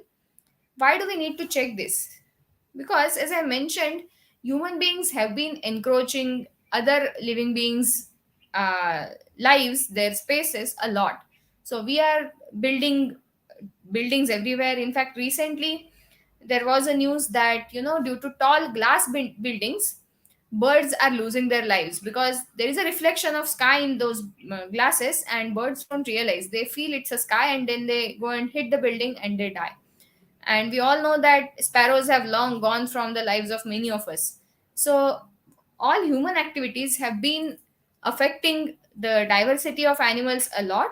So we mainly focused on bird diversity, and we wanted to examine if we can see urbanization as a key factor for biodiversity loss. So what do I mean by urbanization? So urbanization is cannot be, it cannot be measured directly, so we tried to have some proxy variables or indicator variables which could give us the level of urbanization. For example, industrialization. So higher the number of industry, higher we can say the urbanization is. Deforestation and number of vehicles. So when I say number of vehicles, I have to worry about number of vehicles per person. So these parameters, we tried to collect data on these, and we tried to see if it is in some way related to the bird diversity. So for birds, the data that we obtained is from a website called eBirds. So this website is maintained by Cornell Lab of Ornithology, and bird watchers all over the world upload their data on this. So what they do is, so in fact, if any among the audience are bird watchers, they might already be aware of it, or if you are not, you can do this, that whenever you go for bird watching exercise, you note down how many which birds did you locate. Okay, so which species, if possible click the pictures, record the sounds, and then this website gives a standard format of a checklist in which you can upload the data that you have. So we had collected data from 2001 to 2015 from this website. There were 83 lakh observations because every person records multiple birds, okay? And there are multiple people recording it. And the variables included scientific name of the bird, state, then sampling event identifier. So this sampling event identifier is a key thing. So basically, if I go for bird watching and if I locate say 10 birds today, then all these 10 birds will be listed under my today's list. So that today's trip is identified by this sampling event identifier. So in this single trip, 10 birds were located. Then duration in minutes, etc.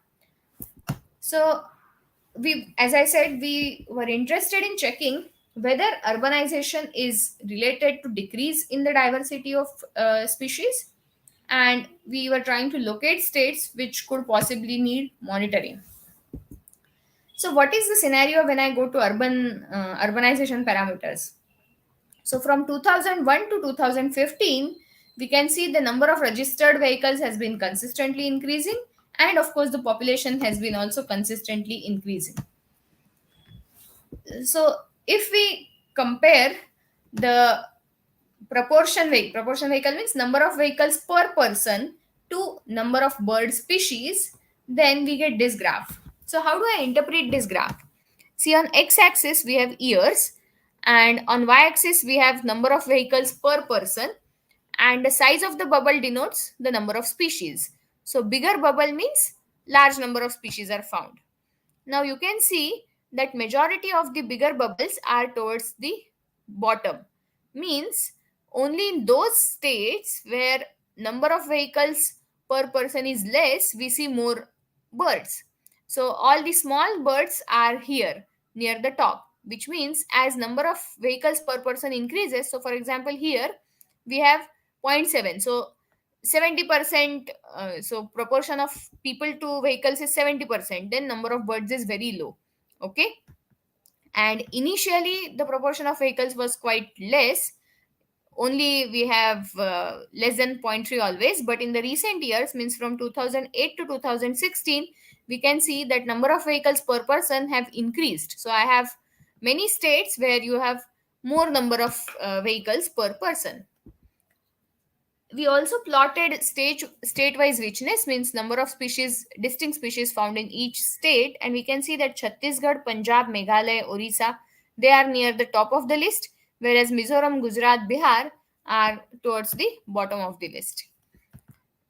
In vehicle number of vehicles per person, we can see that Chandigarh, Pondicherry, Goa, Delhi are here, and Uttar Pradesh, Sikkim, Assam, West Bengal are here. So we can see some patterns. So richness here means number of species found. So number of species is a count. So we try to see if we can model that count with the help of these variables. So what is the geographical area of that state? How many number of vehicles per person does that state have?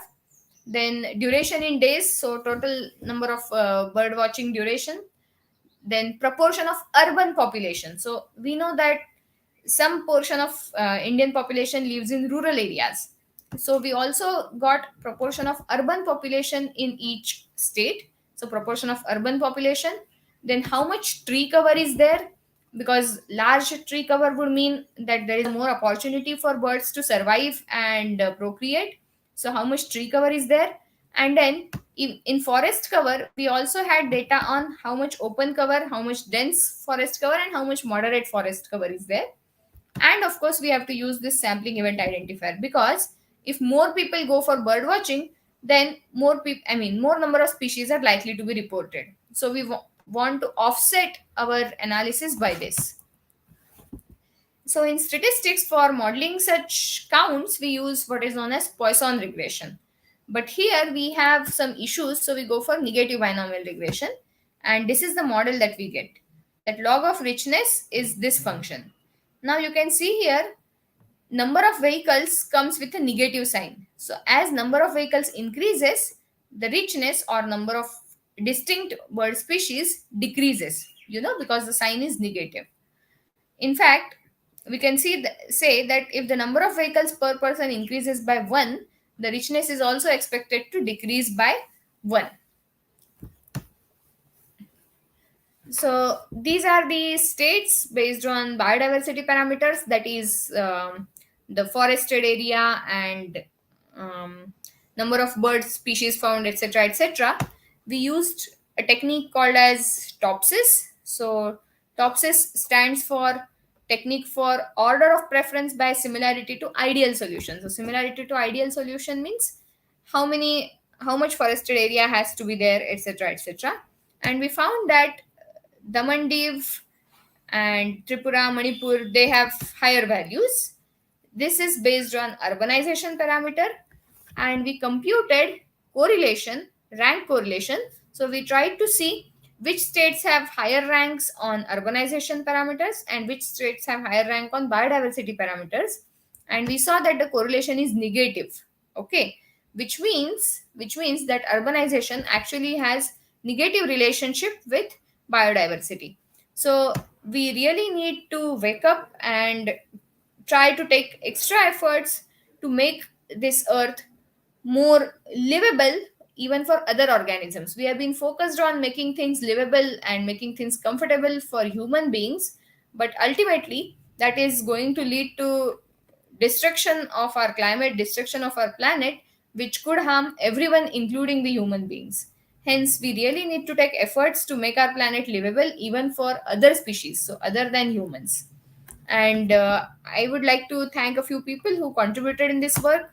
So the first pollution data was provided by Pune Municipal Corporation under their Open Data Initiative. So at that time, Dr. Anita Kane was City Data Officer. So we interacted with her and she gave us that data and also had some interesting insights. And that work was carried out with these two students of mine, past students of mine, Madhav Sanap and Jyoti Kumari. And the second bird diversity work was carried out by these three students. Madhav is there in both the cases. So Madhav Sanap, Shraddha More, and Kshitija Bagul. And these students also won a prize for that work.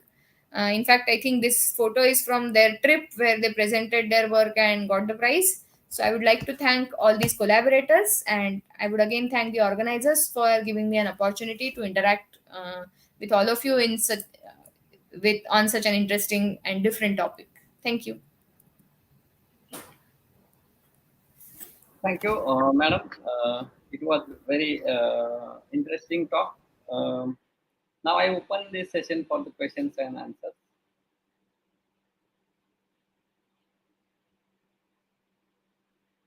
Since there is no question, so I just would like to ask one questions, madam. Okay.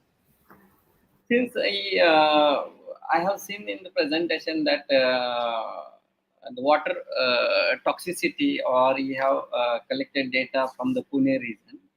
So considering about the pH and everything. So, but as far as my concern in the water, what do you think? What is the main concern of the water pollution near the Pune? With any industry or? Yes, it is mainly industry, but we do not have specific data I on mean, the which main industries concern. are. So we have final values of the water bodies. We don't have any data on which industries are releasing water where. So we cannot really conclude anything on the basis of that data.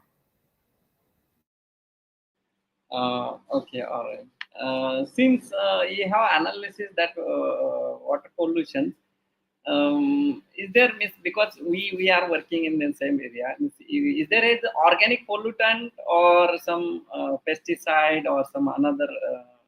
I mean, which type of main pollutions in that water? No, that's what, as I said, we had data directly only on these parameters. How many, what is the proportion of total suspended solids? Nobody tells us what constitutes those solids. So we really do not have data. That data is not made public yet, at least. Oh, okay, okay, madam. Thank you so much. Well, you have explained main concern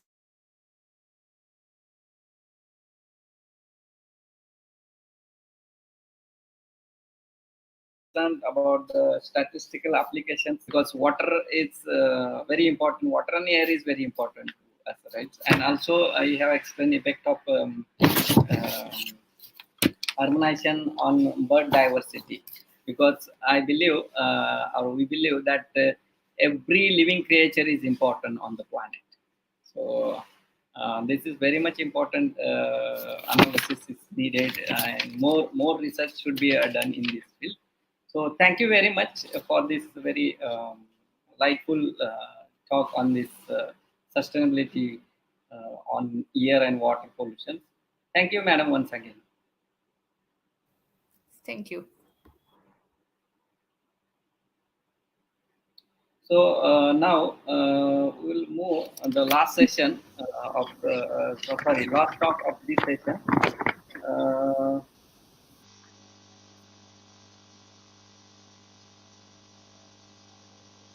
Dr. Kunal Gangavane, sir. Hello, yes sir, good evening sir. Hi, you are connected, right? Yeah. So, since speaker is with us, connected, so we move the last talk. Before that, I just would like to give a brief introduction about the talk speaker, Dr. Kunal M. Gangavane. He will talk on wastewater purification by biofuel cells, which is very important and interesting topic. Okay. So, Dr. Kunal Gangavane is currently working as an assistant professor at Chemical Engineering Department, National Institute of Technology, Rourkela. His area of specialization is LBM, heat transfer in enclosures, non-Newtonian rheology, magneto hydrodynamics. He's having 10 years of research as well as 5 years of teaching experience in the field of chemical engineering. He has published several research papers in international and national journals. He is editor of Advanced Computational Technique for Heat and Mass Transfer in Food Processing, TRC Press, which is a Taylor and Francis publisher. He is also editor recent trends in fluid dynamics research, select proceeding of RTFDR 2021, Springer. He is also principal investigator of lattice Boltzmann method for supersonic and hypersonic flows, sponsored by Indian Space Research Organization. So, with this brief introduction, I welcome Dr. Kunal Gangone sir to proceed for his talk. Thank you very much, sir.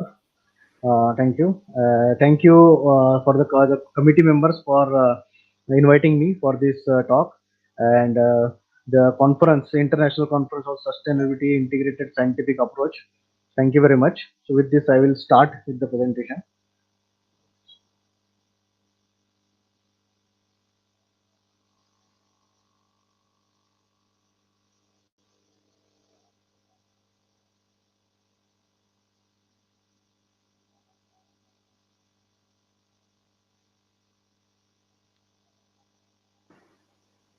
Is it visible, sir?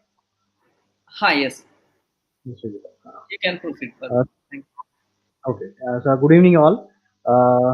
I'm Dr. Kunal Gangavne, and today I'm going to present a topic on microbial fuel cell for wastewater treatment. So, as the name suggests, the microbial fuel cell is recently, you can say that is in the late 90s, late 20s, basically. It has, it has been basically come into the picture, and the idea of using substrate and biological substrate, the biological material to produce the electricity basically has been considered for this microbial fuel cell.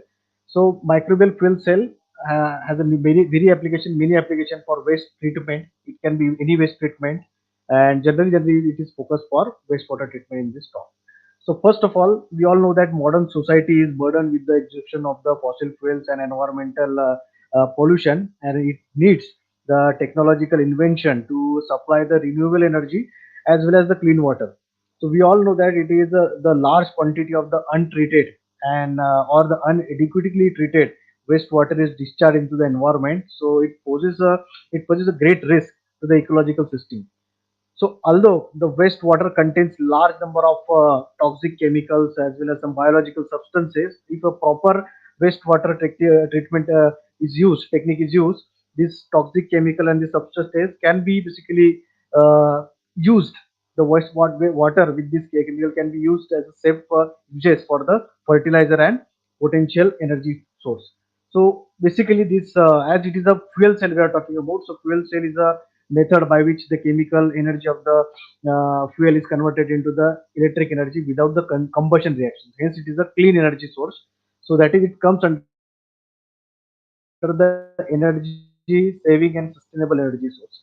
So microbial fuel cell have been reported to treat the energy contained in the wastewater directly into the electricity, as well as some of the important chemicals like hydrogen peroxide, methane, like that. So therefore, wastewater treatment has the potential to become the sustainable process where the pollutant removal as well as the energy harvest can be achieved simultaneously.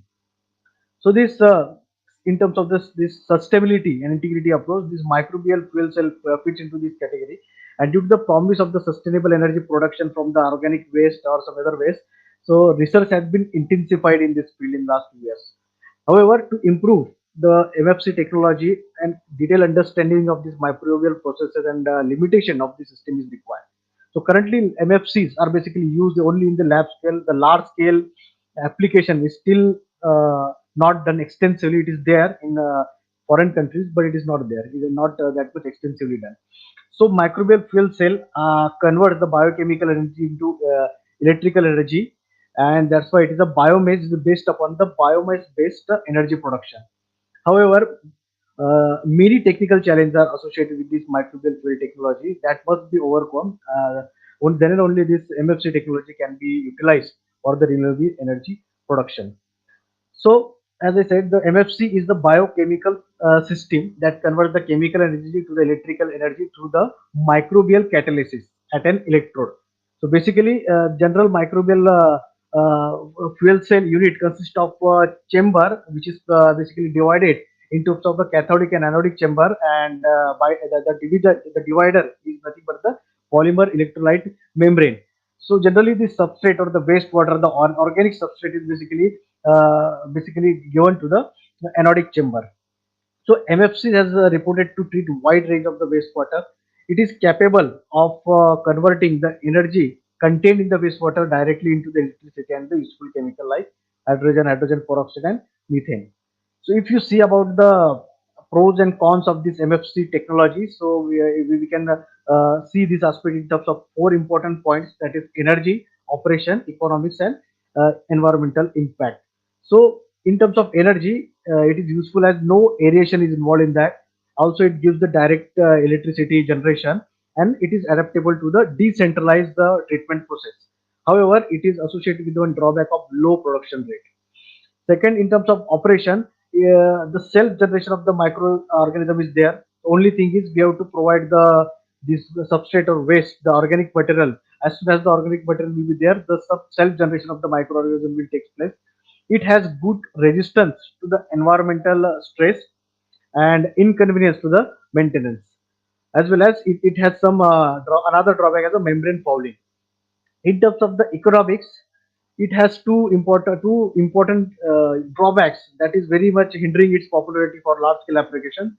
First one is the high cost, and second and very important one is the short life span.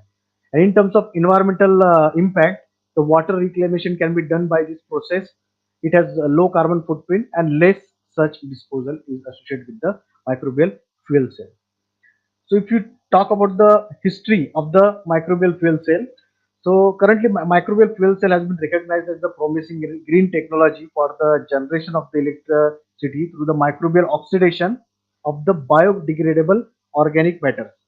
So the concept of generation of the electricity by bacteria was first introduced by Professor Potter, the botany professor from the University of Durham in 1911.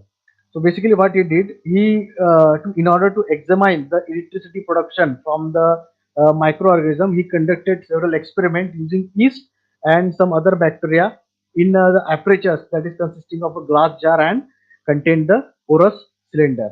For the this bacteria, he used the Saccharomyces cerevisiae and Bacillus coli communis. So these are basically these two. By using these two microorganism, he could produce the electric current when the glucose was used as the substrate. So after that, so all this is basically this particular research. We cannot say it is the generation of the electricity from microbial activity. However, in terms of fuel cell technology, use of a cathode, anode, and the electrolyte membrane like that. So that first breakthrough was achieved by Kim and his colleague in 1999. So basically, microbial fuel cell generally consists of three important parts. First one, the anodic part, cathodic part, and these two parts are separated by this membrane. We call it as a polymer electrolyte membrane through which the protons pass from anode to the cathode. During this oxidation process, the electrons from anode travels towards the cathode through the electric circuit where the current generation takes place. So there are two basic types of microbial fuel cell, designs of microbial fuel cell. That is a two-chamber microbial fuel cell and a single-chamber microbial fuel cell. The two-chamber microbial fuel cell is more popular, is the traditional one. So it has chamber for anode as well as cathode, and the layer is separated by this chamber is separated by PM. While for the single chamber, the chamber system is only provided for the anodic part. For cathode, no chamber is provided. So in terms of construction, design, and cost, this single chamber microbial fuel cell is basically useful. So working principle of microbial fuel cell: electrons are transported basically from anode compartment to the cathode compartment by electric circuit, and the oxygen is continuously consumed consumed to maintain the potential for the electricity generation. So it can be provided, it can be the oxygen can be provided to the cathode by bubbling the water or by using the air, direct air at the air cathode. So basically, this MFC principle is based upon the catalytic reaction of the microorganism. So it could achieve the efficiency of up to 50%. So it is less, and that's why lots of research is going on to increase its efficiency. It is usually advantageous for wastewater treatment as well as some other sewage treatment. Microorganisms consume sugar in this aerobic condition to produce this carbon dioxide and water. If in terms of in absence of the oxygen, they produce carbon dioxide and proton as well as electrons by using this following reaction. So these are similar to fuel cell. Everything is fuel cell. Only anodic part is provided with the organic substrate. That is the difference. So this environmental friendly process of this microbial fuel cell that produces electricity without combustion of the fossil fuel, and the use of these microbes to generate the electricity implies the processes in the microbial fuel cell are self-sustaining. So the bacteria replicate and continuously produce the power as long as there is a food of the organic material is there to nourish the bacteria or microorganism. Moreover, the MFC are very efficient that do not rely on the fossil fuels and can run effectively on the sources like food waste or sewage. So different components of microbial fuel cell. There are two important components: electrodes and proton exchange membrane. So electrodes, both cathode and anode. The selection of this electrode is based upon the few points like it should have large surface area, excellent electrical conductivity, strong biocompatibility. Its material strength should be higher, and it should have toughness. It should withstand the toughness. So some of the generally commonly used electrodes are carbon paper, carbon cloth, carbon felt, reticulate vitreous carbon, graphite granules, graphite fiber brushes. And for proton exchange membrane, the popularly and most recommended membrane is Nafion membrane. So the factors that govern the microbial fuel cell performance. First one is the biocatalyst. The electrically chemically active, these microorganisms are sometimes used as a biocatalyst in the MFC for power generation. And in case of the pure culture, it can directly transport the electron outside the cell membrane. Second, the factor important part is the type of the substrate you are using, because type of the organic material we are providing, so it basically regulates how the activity of the bacterial population will be there. So hence that type of the substrate play a very important role in determining the microbial fuel cell's performance. Another one is feed pH. Generally, microbial fuel cell operation, the feed should be at pH range of 7 to 8. If it is less pH, less than 6, then basically the power output, the efficiency of the microbial fuel cell drastically reduces. And concentration. So it should have optimum substrate concentration. More substrate concentration will cause feedback inhibition. So application of the microbial fuel cell, it is used in various treatment plants. It can be used for various treatment plants, like in the stream of the rivers, municipal treatment plant, wastewater plant, and farmland, mash, or sometimes the undersea. So generally, the popularity of the microbial fuel cell for two parts, that is the Bravery wastewater treatment, and another one is the sewage treatment. So what is the status of this microbial fuel cell for full scale application?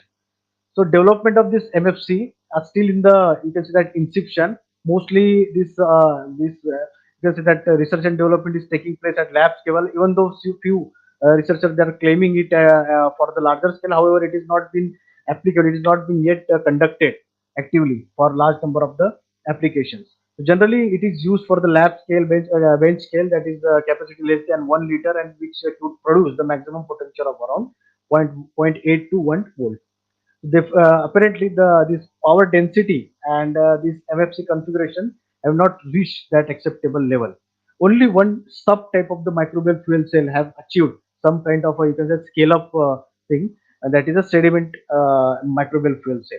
So it has been used for the providing power to the different seawater or freshwater applications.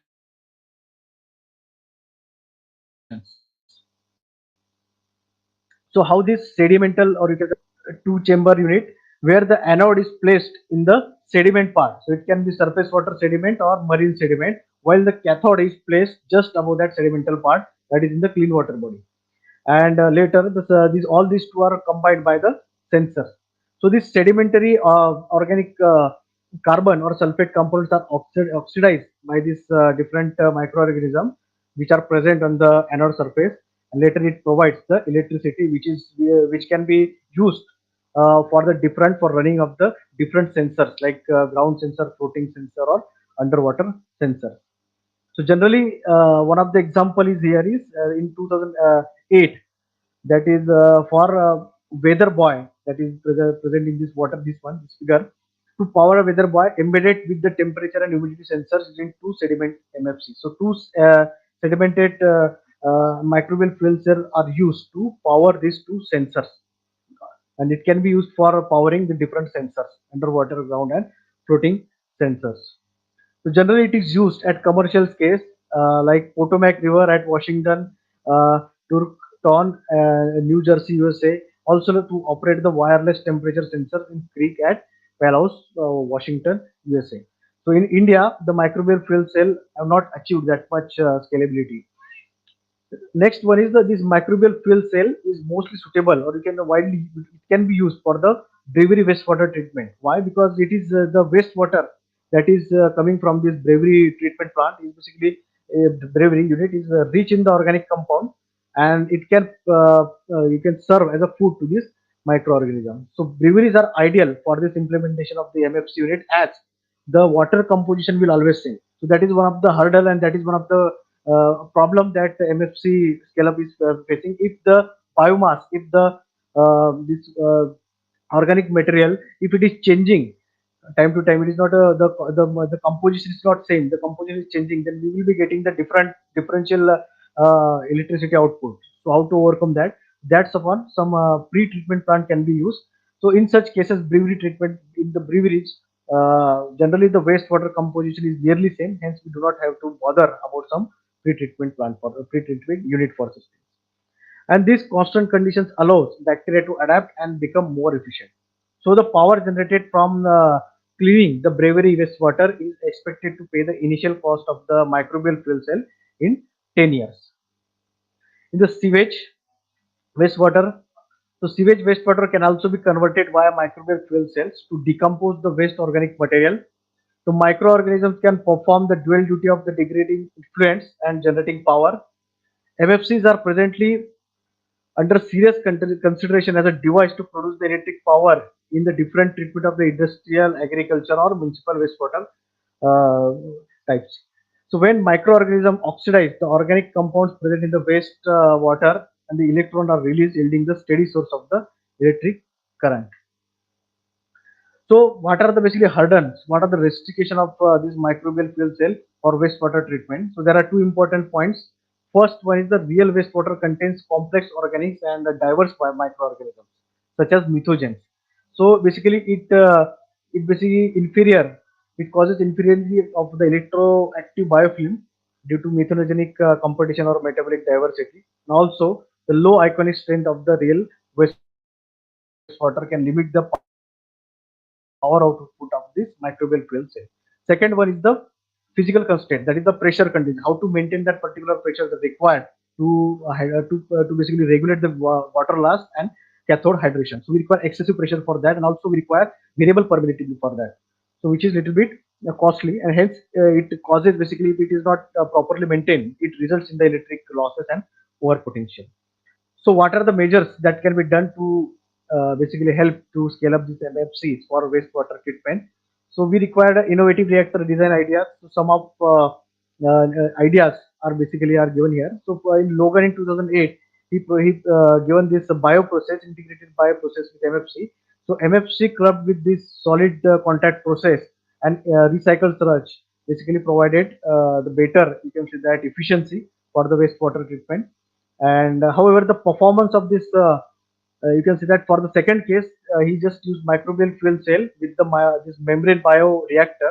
However, the this performance of the bioreactor was inhibited due to the consumption of the most organic matter in the preceding MFC. Another study in another study, this Cha et al. He provided he used very innovative design. So he just put the MFC unit in the anaerobic tank, and the influent are basically fed to the anaerobic tank. So basically, this particular approach required less space, and it is found to be much efficient than earlier too. And the recovery, you can say recycle of the waste sludge can also be done in this particular process. So here the submerged MFC can be applied to anaerobic or aerobic facility as an anode or cathode chamber with an additional construction. So it is a cost effective, and also it can be used for the large, you can say the longer applications. So some of the conclusions of this discussion. So substantial efforts have been devoted towards the R&D of the MFC technology to reduce the operating cost and to increase the power output. So although microbial fuel cell technology has not been widely scaled up for the commercial, there are various factors that are basically responsible for non-commercialization of this MFC unit that need to be taken into account. Second thing is we require very smart materials, some good material, novel materials that can basically crucial for the practical application of this MFC. The materials, novel materials with the reasonable price, and lastly, the appropriate integration or combination of the MFC with the present wastewater treatment technology should be taken into consideration for the better applicability and higher efficiency of the microbial fuel cell. So these are some references. Thank you. Thank you. Since we are late for the next session, so not like to take the questions for the sir. Maybe Okay. participant can contact sir by email or the homepage. You can just get it detail on the homepage. So Okay. just a few 1 minute. I just would like to give thanks to Dr. Kunal Gangone sir to giving a very enlightful talk on this very important topic, the wastewater treatment, which is actually one of the challenges for us, using a very potential field that is microbial fuel cell, and this have a great potential in the future. So hope participant can find a way using these techniques to treat the wastewater treatment for the industrial as well as how can I say, kitchen water waste. So thank you once again on the behalf of ICS Thank you, sir. 2020, Dr. Kunal Gangone sir, giving very important time. Thank you, Dr. Pradeep sir. Thank you very much. And thank you for the organizer. Thank you. Thank you. Now I would like to declare this session successfully completed this talk on these sessions, and now I give this charge to the session coordinator or to the session coordinator.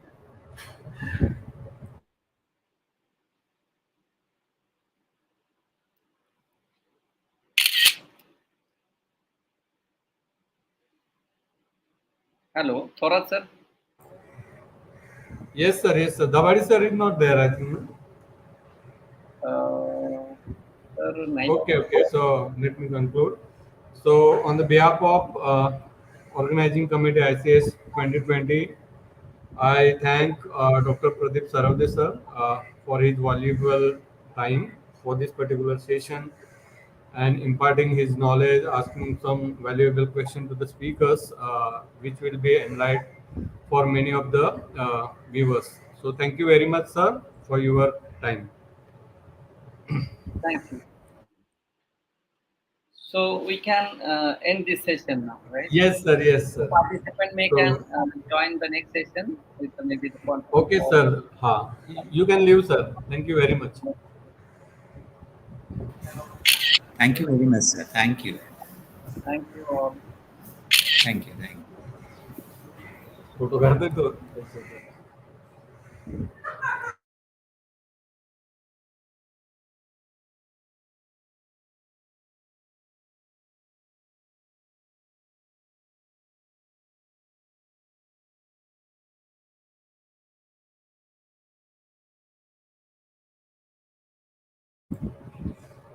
Okay, so Dr. Arun Garu sir is there? Yes, sir. Okay, sir. Okay. So can we start this session? Yes, please. Okay, sir. So on the behalf of Organizing Committee ICS 2020. I welcome you all speakers for this session and chairperson of this session, Dr. Arun Kadu sir. So let me introduce Dr. Arun Kadu sir. Dr. Arun Kadu is currently working as an assistant professor at Department of Chemistry, University of Mumbai. He has 17 years of teaching experience in physical chemistry. He has published several papers at national and international journals, and he's currently having two PhD students who are working under his guidance. So, with this brief introduction, I request Dr. Arun Kadu to start the session. Over to you, Okay. sir. Thank you, Thorat sir, for your kind introduction. Before we start with the presentation, I want to give some instructions to the presenter. Please stuck to your time because as soon as we will finish with this session, we will have to join for the valedictory section, valedictory session. So please stuck to the time. And I request all the presenters to keep ready your PPT so that as soon as I will announce your name, you are supposed to start sharing your screen so that it will save our time. So as you know that you will be provided with 10 minutes only, out of which 7 to 8 minutes will be for your presentation and 2 to 3 minutes will be given for question answer session. Since audience will not be able to ask the question orally, so they are supposed to write the question in the chat box, and I will ask those questions to the presenter on behalf of you. So our first presenter is Nishi Srivastava. So I Good evening, request, sir. Should I share my slide? yet you have not started sharing, na? Yeah.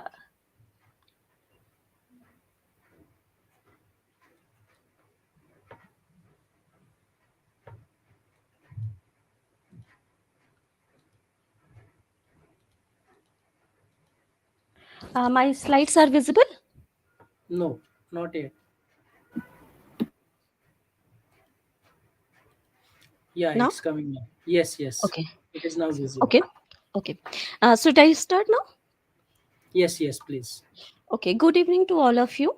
The topic of my presentation is impact of oceanic activity on mean kinetic energy of Lorentz energy cycle. So in this presentation, I will just briefly introduce what's the meaning of the atmospheric energetics, what's the this oceanic activity, what we are talking about, and the Lorentz energy cycle. Then I will move to the results. So, atmospheric energetics is an important branch of atmospheric sciences. The different components which contribute to the atmospheric energy reservoir are the latent heat, sensible heat, radiation, and the mechanical component. The potential energy, atmospheric potential energy, and kinetic energy are considered under the mechanical energy component. The atmospheric energy also deals with the energy component, alteration in the energy component, and how they affect the atmospheric system. Therefore, the studies of the atmospheric energetics provide us a powerful tool to diagnose the energy flow in the atmospheric system, and hence help us to understand better the earth atmosphere system, the corresponding weather and climate. So the whole of the earth system is always in the quasi equilibrium. As we know, the solar energy is the prime source of the energy, and the transfer and distribution of this radiant energy within the atmospheric system modifies the thermal structure of that atmosphere to generate the available potential energy. Now that this available potential energy can further converted into the kinetic energy to derive the atmospheric circulation and the related weather and climate related dynamics. Therefore, the mechanical component, especially the kinetic energy, plays the important role in the atmospheric system of the earth. And this whole mechanical energy component conversion among them, the generation dissipation terms constitute energy atmospheric energy cycle, which is called as Please, the Lorentz. are you changing the slides? Yeah, I have changed to the next Uh, slide. but we are not able to see. Have you shared your entire screen, or you have shared only that I part have of shared your? the PPT. I have shared the PPT. No, no. You Should I? please share the entire Okay, screen. okay, okay, okay. Just a minute.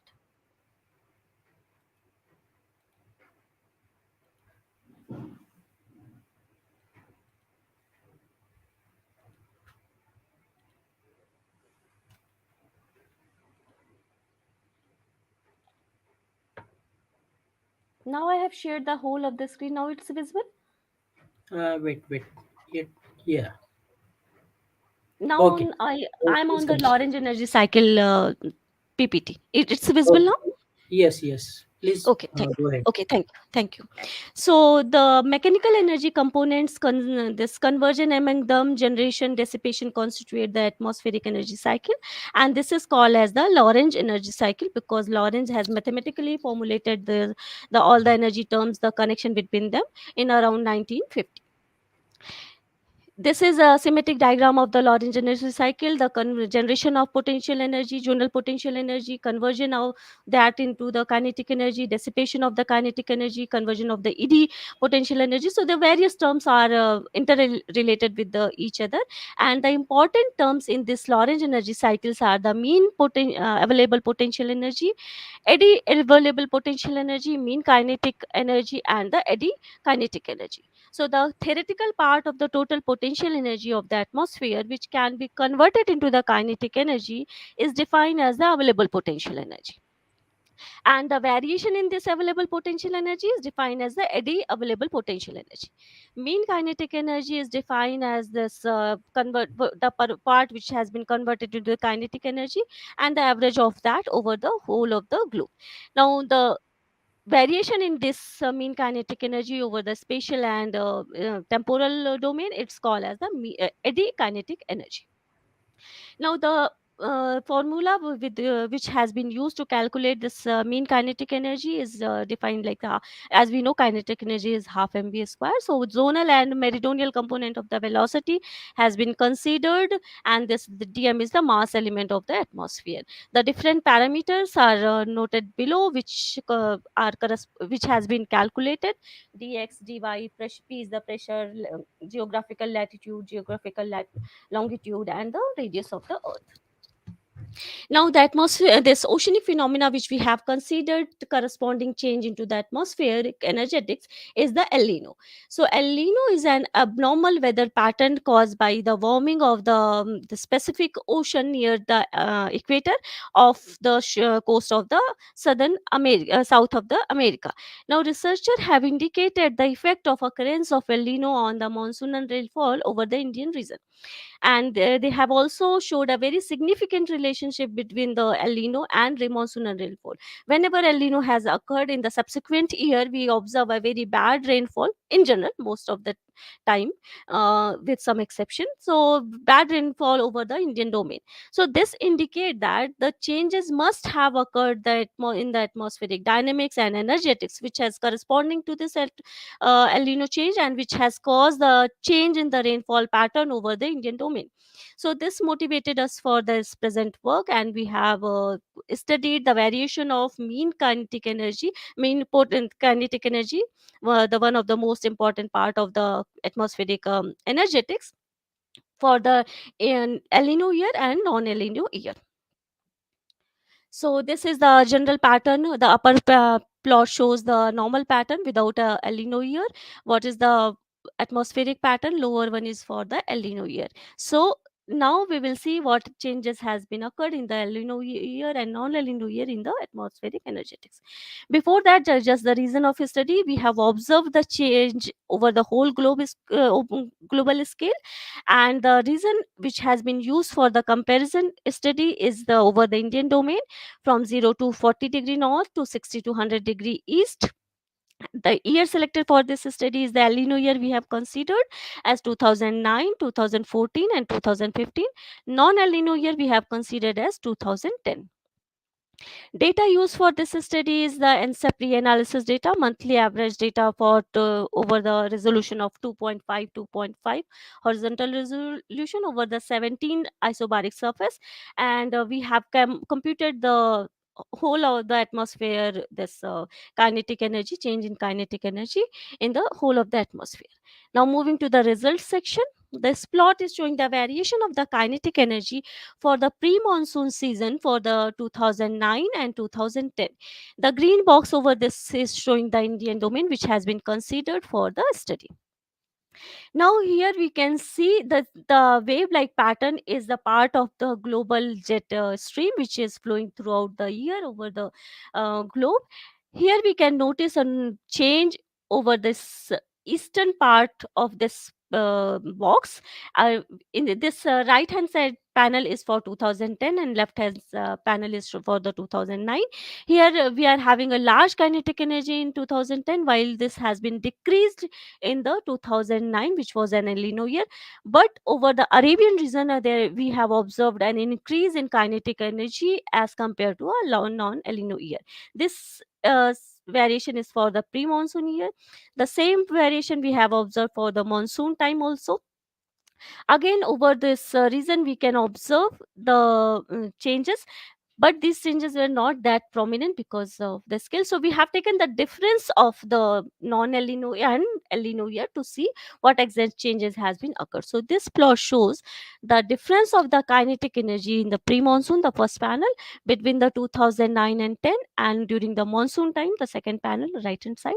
And here we could notice the notable increase has been observed in the in the El Nino year. Here we the yellow part is positive and the bluish part is showing the and decrease in the kinetic energy over the pre-monsoon season.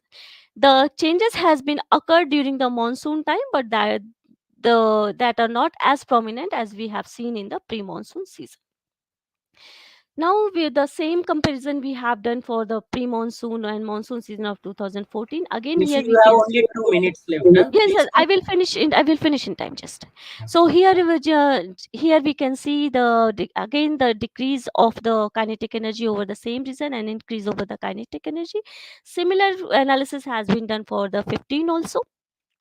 So as a comparative study over the Indian region, we have estimated the kinetic energy over that domain, what has been indicated by box.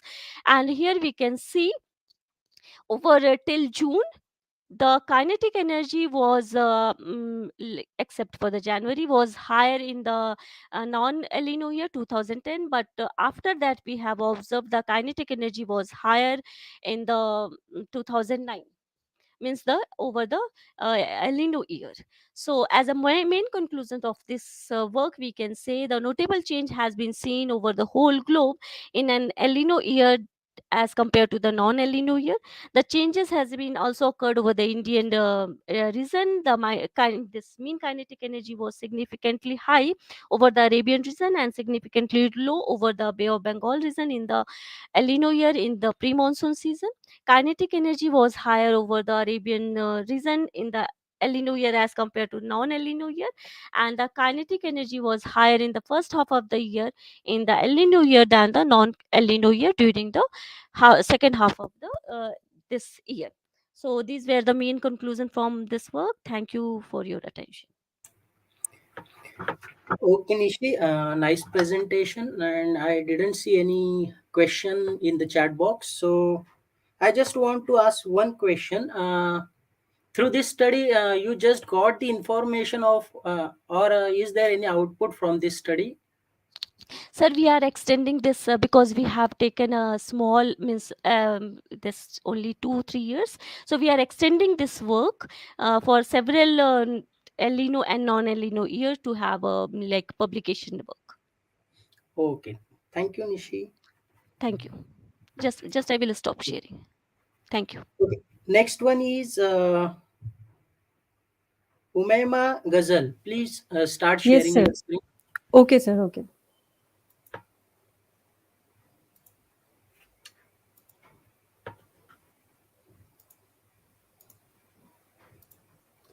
Sir, my screen is visible. Yeah. Okay, sir. Thank you, sir. Good evening, everyone. This is Dr. Umaima Ghazal from RBVRR Women's College, Hyderabad. Today's my topic presentation is efficacy of green synthesis nanomaterials in cosmetics and their applications. So in this particular presentation, I want to give you an insight and a description about the importance and the significance of the nanomaterials which we are using in the cosmetic products and what are their applications as well and what are their adverse effect on the health. So cosmetics are the most lucrative consumer products, always in demand by people of all age groups, from baby lotions to anti-wrinkle creams. And cosmetics with curatively useful actives formulated using nanotechnologies are regarded as nanocosmeceuticals. Nanocosmeceuticals are becoming more popular in the cosmetic industries. In spite of their high demand, the biggest challenge for nanocosmeceuticals lies in their short and long-term safety issues, environmental concerns, and regulatory hurdles. Nanomaterials have been used in the development of cosmetics from hundreds of years ago. Gold and silver nanoparticles have been used by women and the nail colors as well. Incorporation and use of nanoscale ingredients are gaining popularity in the cosmetic industry because of their tiny size and high surface area to volume ratio. Nowadays, nanocosmeceuticals are employed routinely in various circumstances so as to improve or prevent wrinkles, skin dryness, dark spots, uneven complexion, hyperpigmentation, photoaging, and hair damage. So this is the ranking of the top 10 beauty companies in terms of the number of nano-related patents. So you can see here also that L'Oreal is gaining the highest maximum number of nano patents, in which means that L'Oreal, almost all the products which are available in the market having the nano materials involved in that. After that, Procter & Gamble, Henkel, Unilever, and so on. So the list of nanomaterials used in a cosmetic products are silver, fullerene, gold, silica, zinc oxide, mica, titanium, copper, platinum, and alumina. Nanocosmeceuticals, diverse forms of novel submicron sized drug delivery systems used in the delivery of cosmeceutical preparations comprising of liposomes, gold, silver nanoparticles, fullerenes, dendrimers, cubosomes, nanomulsions, gold nanoparticles, nanocapsules, ethosomes, and etc. So the major application of the nanocosmeceuticals is that, like, it is helpful to enhance the to give the body the eminent amount of moisture, as well as to make the skin surface very much smooth. Also helps in improving the untanned skin surface with sunscreen protections, rejuvenated your skin cells, and healthy skin. And it will give also one more application, that is said to be the non-infected and healthy skin. So these are the different nanomaterials using for preparing cosmetics and cosmeceuticals with their names, as well as their advantages, disadvantages, and why they are using according to the uniqueness they are having, and the type of cosmeceuticals which they are using. Mainly they are using in a sunscreens, lipsticks, face mask, mascara, and most of the nanomaterials, if you are having your own sunscreens at home, you can flip your bottle and you can see there, like, those nanomaterials are said to be by these nanomaterials, and sunscreen are having the most advantageous range, where you are finding the nanomaterials which are included in the different kind of a cosmetic products. So here we are going to talk about the toxicity of nanoparticles which are used in our cosmeceuticals, because toxicity of nanoparticles immensely depends on the variety of factors like surface properties, coating, structure, size, and ability to aggregate, and these factors can be altered and manipulated in the manufacturing process as well. Nanoparticles have poor solubility, have been shown to cause cancer, and can exhibit more pronounced toxicities. Toxicity also depends on the chemical composition of nanoparticles, which is absorbed on the skin, and health hazard caused by nanoparticles to the human depends on the degree of exposure and the route through which they access. So this is the route plan, where inhalation, ingestion, and dermal route.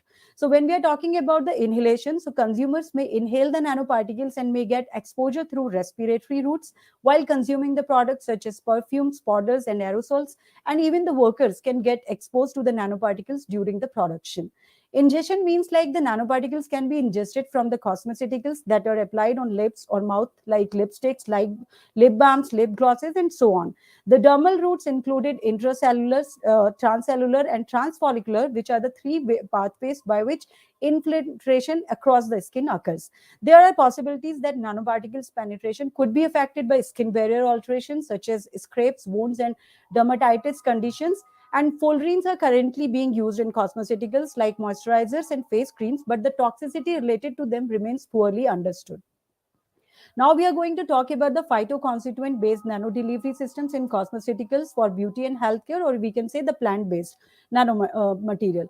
Plant derived natural bioactive compounds show enhanced beauty roles along with health and benefits against diseases, and they have been used for centuries in cosmeceuticals for a wide variety of beauty treatments for the skin, face, lips, hair, and nail care, with beneficial actions against photoaging, inflammation, hair loss, lip care, psoriasis, and ultraviolet toxicity.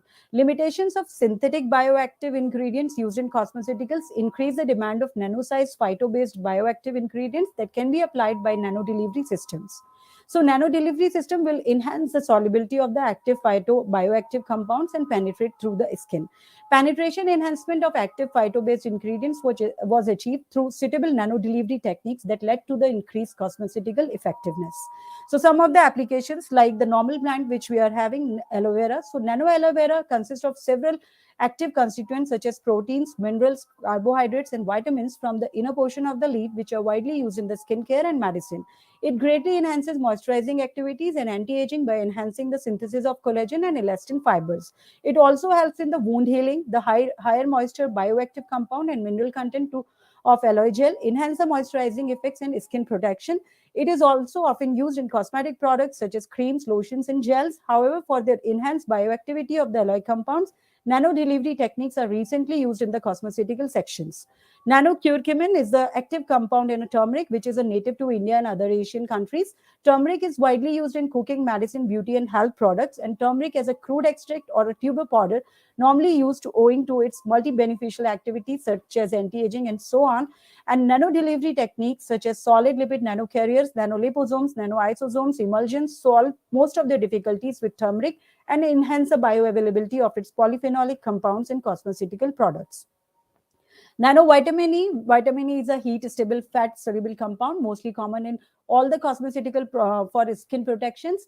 And even though vitamin E is naturally present in human skin, but most of it's not active due to the prolonged solar irradiations. So nano delivery techniques solves issues with sufficient delivery along with prolonged and sustained release of vitamin E associated with enhanced beauty. And vitamin E nano emulsions was prepared using nano emulsions techniques and enhanced bioavailability of the vitamin compared to micro-sized emulsions. Vitamin C is also an abundant in plant and has multiple roles in the beauty and healthcare products. And it is having a continuous supply of vitamin C compounds enhances the skin beauty. Nano delivery technique will also helpful to sustain vitamin C supplementations without changing in its biological activity after applying to the skin. So vitamin C nanoliposomes had enhanced stability and higher antioxidant activity compared to ordinary liposomes after 60 days of storage as well. It can be delivered to the skin using nano delivery technologies for enhanced skin beauty based therapies. Nano green tea, which is a green tea extract, is rich source of a bioactive compound such as catechin, epiglycocatechin, and which are more powerful antioxidants widely used in skincare and beauty treatments. The individual potential of these compounds also varies in usage for a development of cosmeceutical products, and green tea components have multiple skin care roles such as anti-aging and prevention of UV-induced photoaging. So nano delivery technique will also help and enhance the bioavailability of these compounds in cosmeceutical products, thereby enhancing their usage in the novel development of green tea based cosmeceuticals. Conclusion: nano-sized cosmeceuticals with phyto-based bioactive compounds retain higher amounts of bioactive compounds in the skin and are more stable and enhance skin appeal with prolonged time. The solubility types and the cosmeceutical applications of phyto-based bioactive compounds determines the delivery technology for nanocosmeceutical development, and the connection between the plant sciences and nanotechnology has the potential to develop an attractive symbiosis between green revolution and nanotechnology with realistic prospects for minimizing the application and generation of toxic chemicals that destroy living organisms and our environment. So nano products should be fabricated in such a way that the value and health of the customers are improved. High priority must be given to investigating resources in determining how best to manage nanotechnology safely and ethically. Thank you. Okay, Umayma, nice presentation and interesting topic. Also, Thank you you, stuck sir. to your time. Since I couldn't find any question in chat box, but I want to ask two things. One is when we talk about a nanomaterial, usually we use it for catalytic reactions, etc., or wherever there is a reaction which is related to the surface, correct? But in this case, what is the use of this nanomaterial? Because I think there is no reaction between that skin and the cosmetics. Sir, What yeah, benefit sir, we this get is from just that? like, yeah, just this is like the beginning of my project work, which I'm doing actually. So in this, like whenever we are talking about the synthetic nanoparticles, so almost all the cosmetic products which are available in market, they are having those synthetic nanomaterials. But if we are using because they are not giving that proper idea, like even it is a green based, this green green synthesis based nanoparticles or the synthetic, normal synthetic nanoparticles which we are doing. So when we are using the conventional methods and the only the green approaches or the plant extract, so it will not be so much toxic enough in comparison to the normal nanoparticles, because almost all the cosmetic products are having nanoparticles, and people are not very much bothered about that what kind, because the main motive is that everybody wants to be become presentable, attractive and beautiful only. So this is the means like my thinking, and I want to talk about those green approaches which will not affect the health as in comparison to the synthetic nanomaterials which are available in market. Okay, you mean when nanomaterials are used, they are less toxic. Sorry, sir. You mean if nanomaterials are used in cosmetics, they are less toxic. No, sir. Already the nanomaterials which are used in a cosmetics, they are toxic enough, because if you will see so many bottles of sunscreens, also titanium dioxide, zinc oxide, these are these are present there. Even in the shampoo bottles, also sodium lauryl sulfate, so many chemicals are included, and they are saying like paraben free and chemical free, but nothing is chemical free, and people are not having the proper awareness of those particular things what we are using actually. So this is the aim, like if we are going for a green synthesis and a sustainable approach, then might be possible that their toxicity will be less enough in comparison to the normal nanoparticles which they are already included, because according to the consumer manufacturers, they are not giving the proper idea, and they are not bound like what kind of a nanoparticles they are using. So if there must be some regulation, then only we are going to identify, because their adverse effects we are not knowing. Because if we are saying like lipstick people are using, so lipstick means like when we are eating something, drinking something, that lipstick is going inside us only, and that lipstick also involves so many nanoparticles. So in that way my approach is that. Okay, Maima, thank you. Now next presenter is Thank you, sir.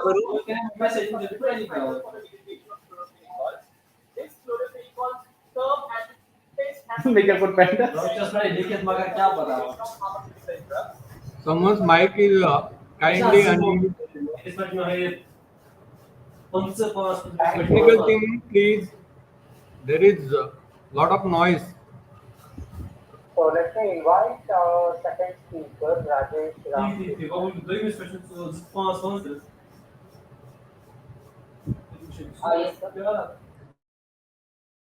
Yes, sir. You are ready? Yes, sir. I'm ready. Start your presentation. Junaid, please mute yourself. Mute yourself, Junaid. Junaid. Okay. Next is Parul Khurana. Please start presenting. Yes, sir. Yeah.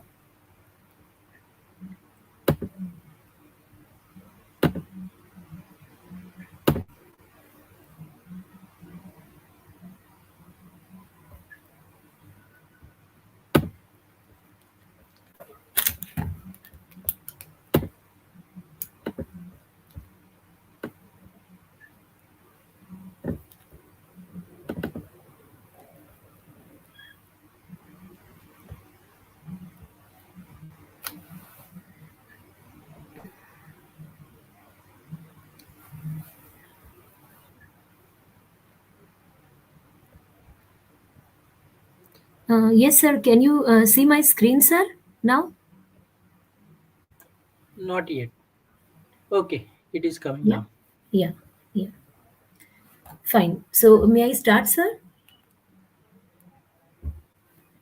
Sir, Yes, may I please. start now? Yes, yes, Okay. please start. Yeah. A very good evening, everyone. I'm Dr. Parul Khurana from Guru Nanak Khalsa College of Arts, Science and Commerce, Mumbai. And today I'm going to talk about this comparative studies of wastewater treatment using biogenic and chemically synthesized silver nanoparticles. Already, just before me, Madam also explained many things about the silver nanoparticles. So my work is almost similar, but application is related to the wastewater treatment.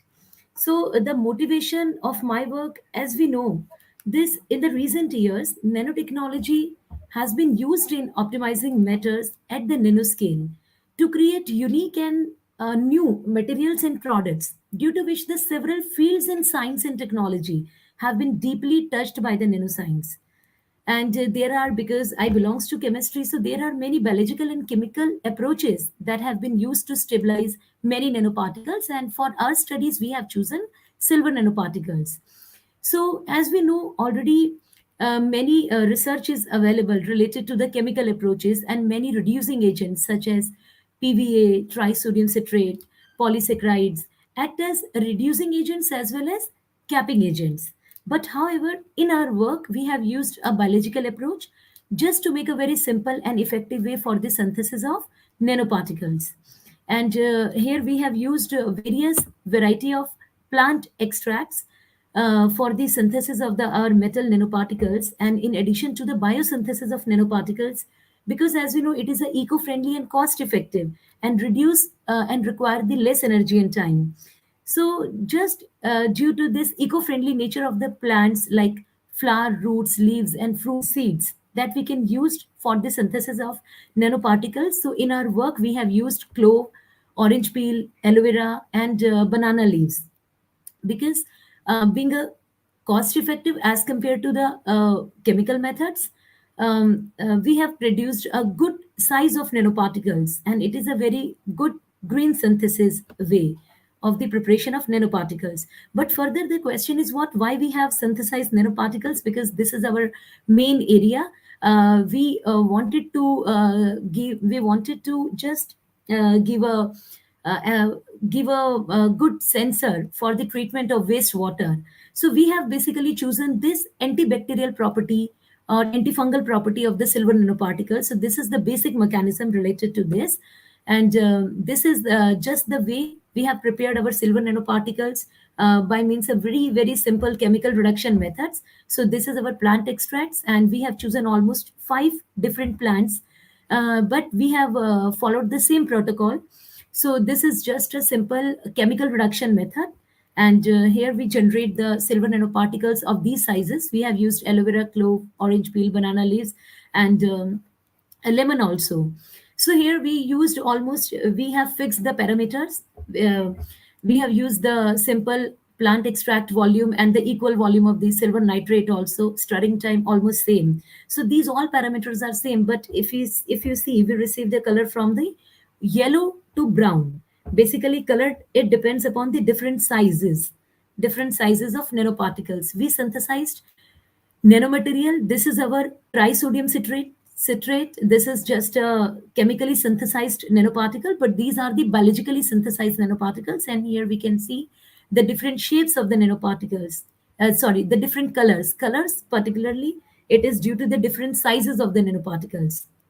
So here from the TEM and DLS studies, we got the different size parameters of the nanoparticles.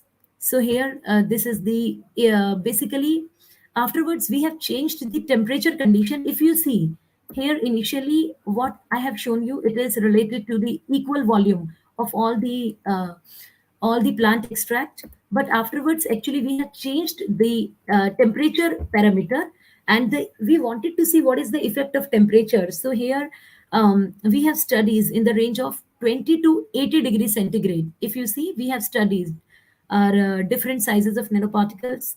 The range is 20 to 80 degrees centigrade, and the effect of temperature on the surface plasmon resonance. And here we got the different peak. Basically, it is the shifted towards the lower wavelength, which indicates the smaller size of the synthesized particles. This is the study we got from the effect of temperature. Further, we changed the effect of silver nitrate concentration on the synthesized silver nanoparticles. And the study of, at the higher concentration, when we took the higher concentration of silver nitrate, maximum absorption showed a red shift towards it. Indicates the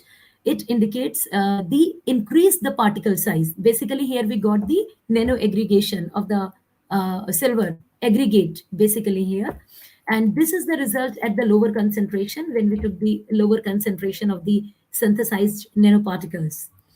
Now our study is supported by DLS technique also, and from the DLS we got the average size of the biologically, or we can say biogenic and chemically synthesized nanoparticles.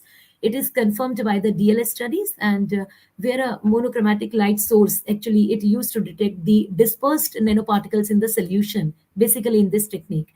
And the average size of the aloe vera, clove, banana, and orange extracts, and TSC means with the chemically synthesized, or we can say with the trisodium citrate, it assisted the nanoparticles, and it was found to be around 64 nanometer, 106, 500, 281, and 105 nanometer respectively. And further, this studies was supported by the TEM, this is transmission electron microscopy data, so study supported by the TEM results also. Further, this is very interesting, our antimicrobial and antifungal studies. So here, if we see the biogenic silver nanoparticles, and even the data is available with the gold nanoparticles, with copper nanoparticles, they have the more antibacterial activity as compared to the bulk material. So here the we already did the characterization part, but the synthesized and further the synthesized nanoparticles were studied for the antimicrobial activity against the three strains. Three strains. This is E. coli, and this is SA and Bacillus substitute Bacillus. So basically, this results it shows this. If we see this clove extract result, orange peel, and the banana extracts. So here we got the best results with the orange peel. Orange peel extracts, it stabilized the silver nanoparticles and was the most effective against the aerobic organism named the E. coli, if we see. Here, sorry, here this PC, it represent the positive control, negative control, and minimum inhibitory, and this. And we did the experiments related to the order of the wastewater management also, but here I have shown you the result related to the bacteriological treatment of the silver nanoparticles. And these studies used the various plants again. But here, due to the electrostatic interaction, okay, why we got good results here? The reason is due to the electrostatic interaction and the great affinity towards the sulfur proteins and with the Ag ions. Ag ions, it adhere to the cell walls and the cytoplasmic reticulum, which basically destroy the bacteria or cell wall. So these adherins can enhance the permeability of the cytoplasmic reticulums and disrupt the bacterial envelope. So this is our prime study with this work. But here we can see again with the orange extract and with the banana extract was the most effective against this bacteriological population over the wastewater treatment. So now this is the conclusion of our present study, and again we can say our present study confirmed the green synthesis, which is the eco-friendly approaches for the synthesis of any nanoparticle. And again as I've discussed, we have chosen this time silver nanoparticles, and now we are working with the gold and copper also. So here we synthesized the biogenic material, which is inexpensive basically, and using the different extract like aloe vera, orange peel, banana leaf, and cloves, and acted. And all these plant extract, the beautiful part is this, they acted as the very good reducing agents, and all these studies confirmed by the UV spectroscopy DLS TEM results. And these synthesized nanoparticles can used as the eco-friendly and sustainable nanomaterials for the antimicrobial and antifungal treatments. And in addition to this, synthesized silver nanoparticles can be used to kill bacteria in the, we can say, in the rainwater harvesting system also. So the synthesized nanoparticles are equally appropriate for the use in bacteriological and the wastewater treatments. And I must thank to all my contributors, my collaborators for this work. So thank you very much, sir, and all the audience. Thank you, Parul madam. Nice presentation. Talking about the silver nanoparticles, you might be knowing that if you'll search for the preparation of silver nanoparticles, you'll get so many things or methods of preparation.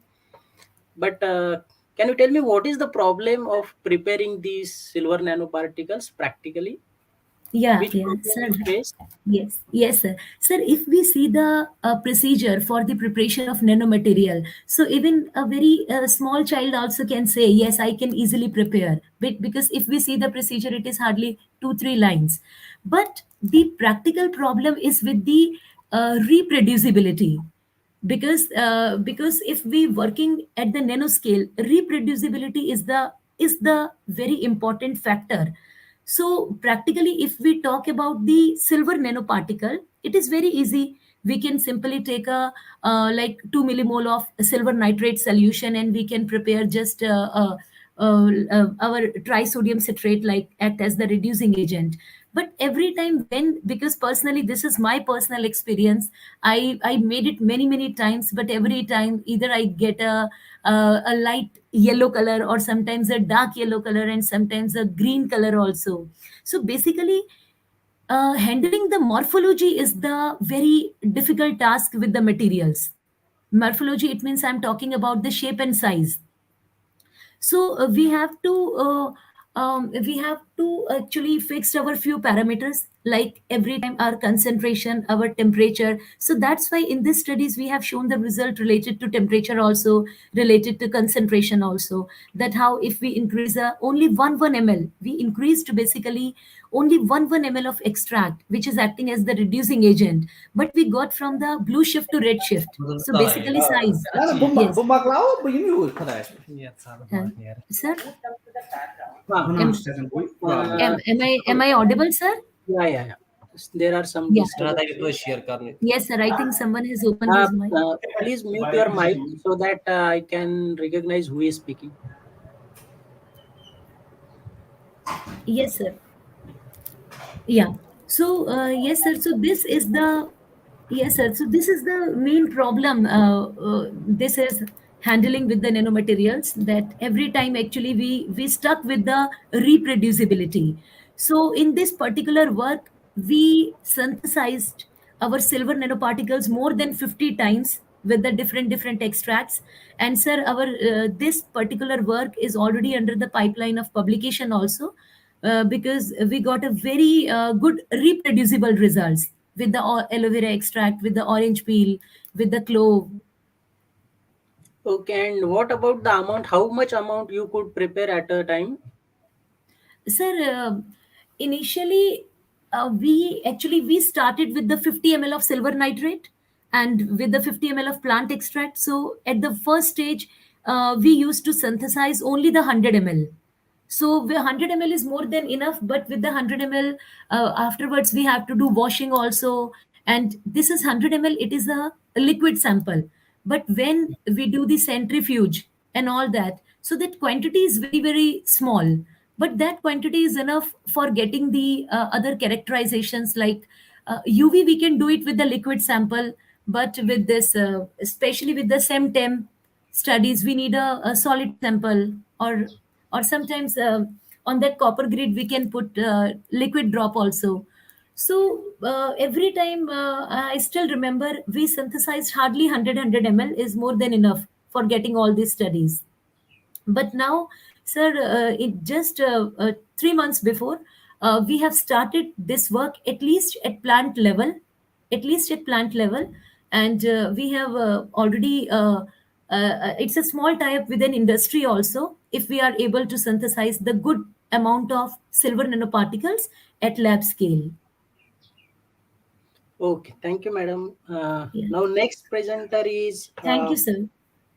next presenter is Palti Altaf. Please share your screen. Yes, sir. Sure, sir. Thank you.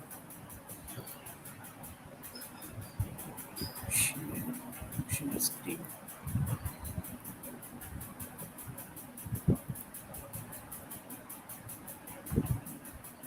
I think my slides are visible to you, sir. Yeah.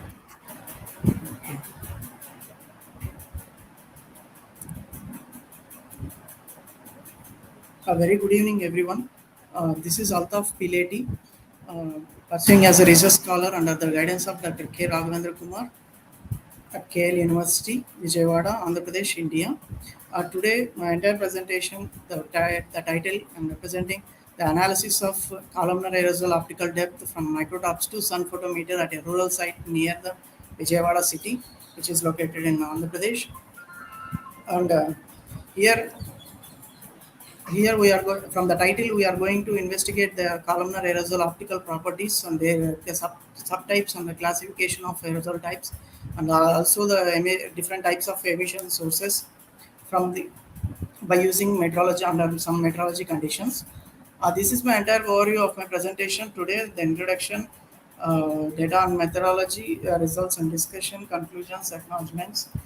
um, the main topic of related to aerosols. Aerosols are micro-level particles of solid or liquid, which are suspended vertically in the air or atmosphere.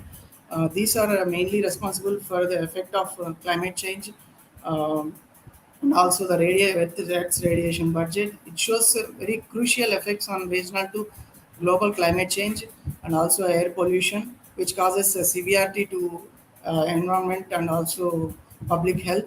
It affects the atmosphere by direct radiation, like scattering or absorption, and also the indirect radiation by modifying the cloud particles, which leads to the reduction of precipitation.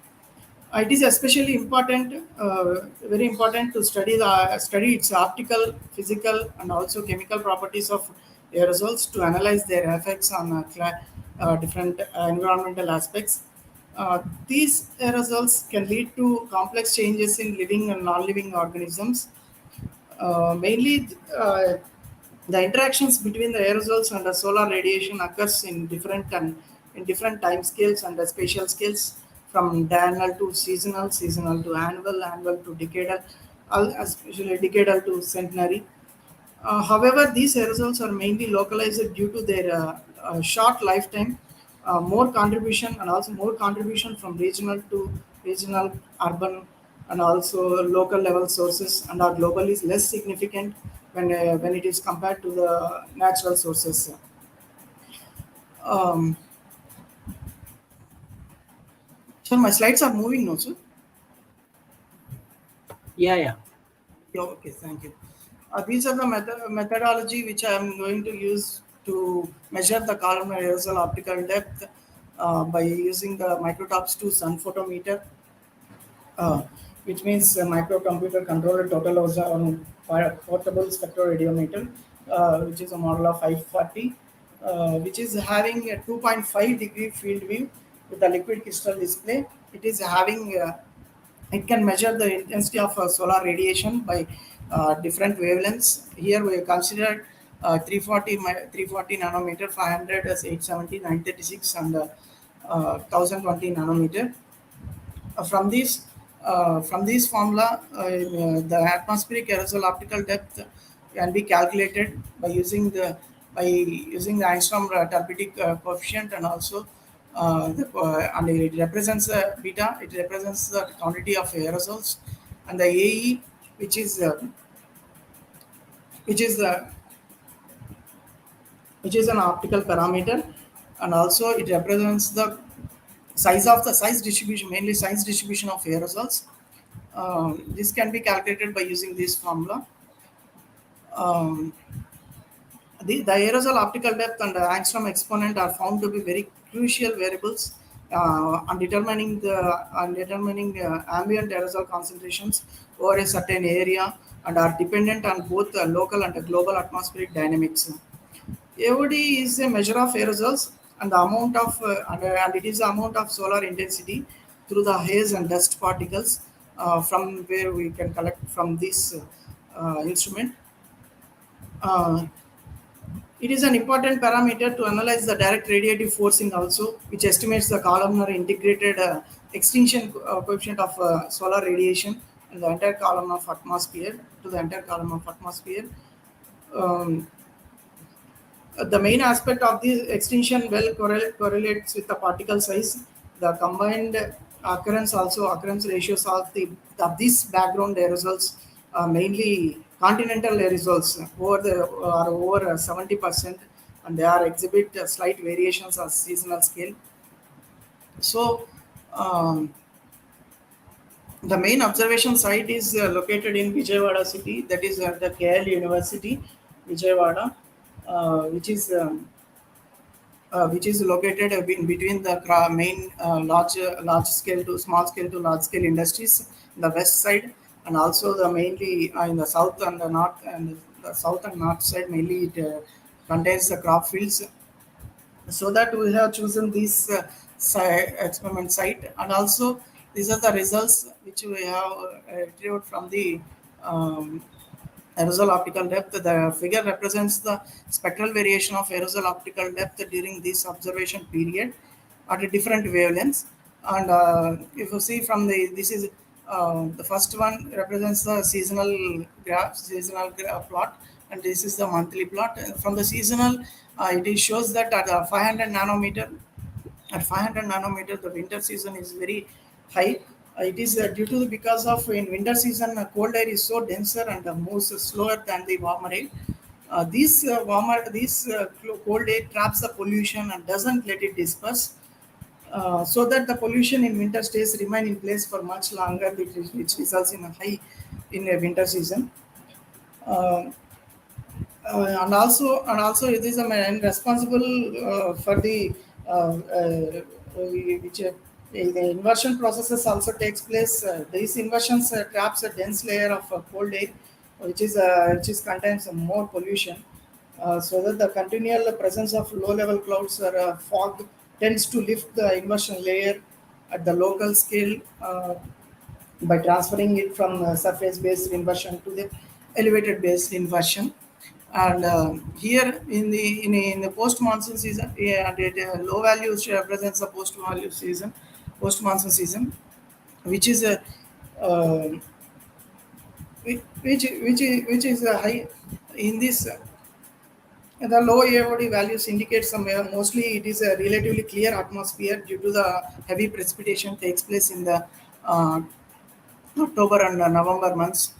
So that in the November monthly plot also we can clearly say that in the September month it is shows a very low, and also in the February month it is shows a high at a 500 nanometer. So we have derived some meteorological factors on this also, by collecting the data from the local observation stations. The correlation between the temperature, and also the correlation between we have correlated the meteorology factors like temperature, wind speed, and also relative humidity. If you see from the temperature, the, the increase in an increase in temperature, which results in the which represents the which results in the aridification of land, and which results in more submicron particles into the atmosphere, so that it is showing a positive correlation between the AOD at 500 nanometer, and also temperature. Also wind speed, increase in the decrease in wind, increase in wind speed causes enhancement of AOD due to the addition of submicron sized particles from surroundings to the measurement site, to our measurement site, due to this transport process. Basically, in winter, due to the transport of continental aerosols, these and due to more frequent formation of ground inversions, is high AOD is noted in the winter seasons, and also especially in increase in relative humidity, which results in the which leads to the growth of hygroscopic growth of particles, and also the particle density also will increases, and also which means increase in particle size. The amount of growth depends on water vapor, affinity of aerosol particles, which depends on their chemical composition, especially at the measurement site. So these enter the in the relative humidity also shows positive correlation towards uh, aerosol optical depth at 500 nanometer. And also we have derived the subtypes of these aerosols, which are emitting from different sources, and all from the here from the entire for the 3 seasons. In the entire seasons, the biomass burning aerosols Alpha, are please conclude. Your dominating. time is over. Yes, sir. Yes, sir. Yes, sir. Uh, so it is represents the subtypes of aerosols. Biomass burning aerosols are more because of different types of croplands around this measurement site, and also we have derived the modis fire radiative power and throughout the entire region because of large scale domain and. In the winter season in the summer and in the summer and winter season it shows a high rate of fire activities is noted, and these are my entire conclusions of this study. Some of them explained and none of them explaining validation of we have validated with the Modis AOD for the 550 nanometer, and also done the PSAF analysis and the CWT analysis, which represents uh, high emission sources which are directing towards which are flowing to which are transporting from the different areas to the our measurement site. And I would like to thank to all my teachers, Dr. K. Raghavendra Kumar sir, who is a supervisor, and also Dr. K. Harif Baba sir, and also Dr. P. Mallikarjun Rao. Um, and also I would like to thanks to Indian Sir for funding support to my work, and also thanks to KL University, and also thanks to University of Mumbai for giving this opportunity to display my work towards in your conference. Thank you, sir. Thank you so much. Okay, Altaf, just I want to ask, can you explain how you collected the samples? Actually, it is an here I have showed you this instrument microtops to sun photometer instrument, sir. It is having 5 channels, and Okay, that also is at a for 500 measurement. nanometer. Yes, That sir. is Yes, for sir. measurement, correct? But how you collected the samples from various places? Actually, it is only at a single column we can measure measure these aerosols from these microtops to sun photometers. Sir. If we go large scale, we compulsory have to, and also we are extending this work to compare with the different aeronet stations also. Actually, this instrument will measure only solar intensity radiation, sir. It is Oh, works on the principle of Beer-Lambert-Boger law, which we have used, which we are already used in the chemical analysis. Uh, the extinction process takes place through the intensity of radiation. That amount of radiatively matter, which provided by this instrument at some constant pressure, temperature, at different coefficients of this atmosphere. So from this, we have to derive we have to eliminate this molecular scattering means my scattering and Rayleigh scattering. We can get this aerosol optical depths. okay, you said By eliminating, you are using Beer-Lambert's law, correct? yes, sir. But for that you need to have a standard samples, na? Actually, this atmospheric, sir, we don't. It means it depends on the principle how it works, sir. The amount of intensity of radiation we will collect, sir. The raw data will give. From this Okay. raw data, we are going to calculate. Actually, inbuilt it is calculated, and it will give direct total aerosol optical depth at different wavelengths. It will give in the CSV format, sir. Okay, that means From that that data, instrument is already standardized or calibrated, yes, yes? sir. Yes, sir. It is standardized globally, sir. Okay, okay. Thank In you, India, Altaf. most of the stations it is using, and we are going to Sorry to compare interrupt. this. Sorry to interrupt. Please conclude your talk. Okay, next presenter is Yes, sir. Thank Piali you, sir. Paul. Thank you so much. Okay, okay, Altaf. Next presenter is Piali Paul.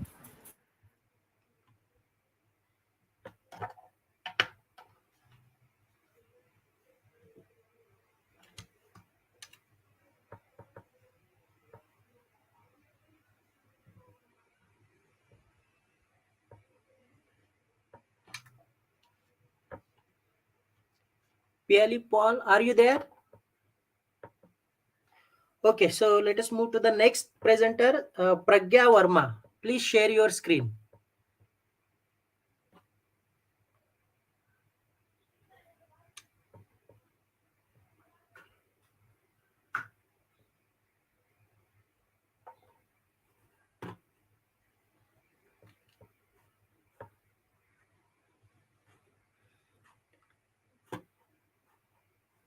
I think Pragya Verma is also not there. So our last participant presenter is Junaid Magre. Junaid? Hello? You can share your screen. Okay, sir.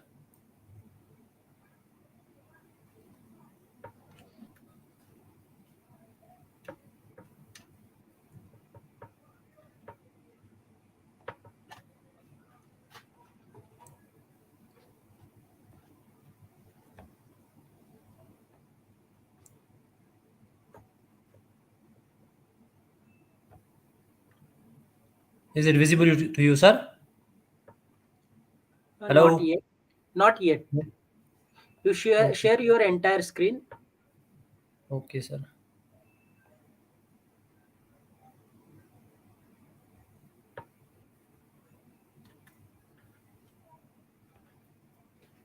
Is it visible now? Yeah. Okay, sir. Respected organizers, dear participants, good evening. I am Junaid Ahmad Magri from University of Kashmir, and I am here to present my paper, Seed Germination Studies of Phytolacca echinosa, an important medicinal plant of Kashmir, Himalaya, India, for the sustainable development. Starting with the introduction, Phytolacca echinosa is a very highly valuable medicinal species, commonly known as pokeberry. It belongs to the family Phytolaccaceae. It's a perennial herb native to Himalaya and East Asia.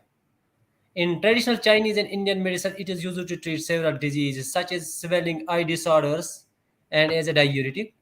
It has many medicinal applications, including anti-inflammatory, antibacterial, antiviral, and immunity-enhancing uses. Furthermore, Phytolacca echinosa is also used as a source of red color in fabric dyeing, as a food additive, and as a vegetable.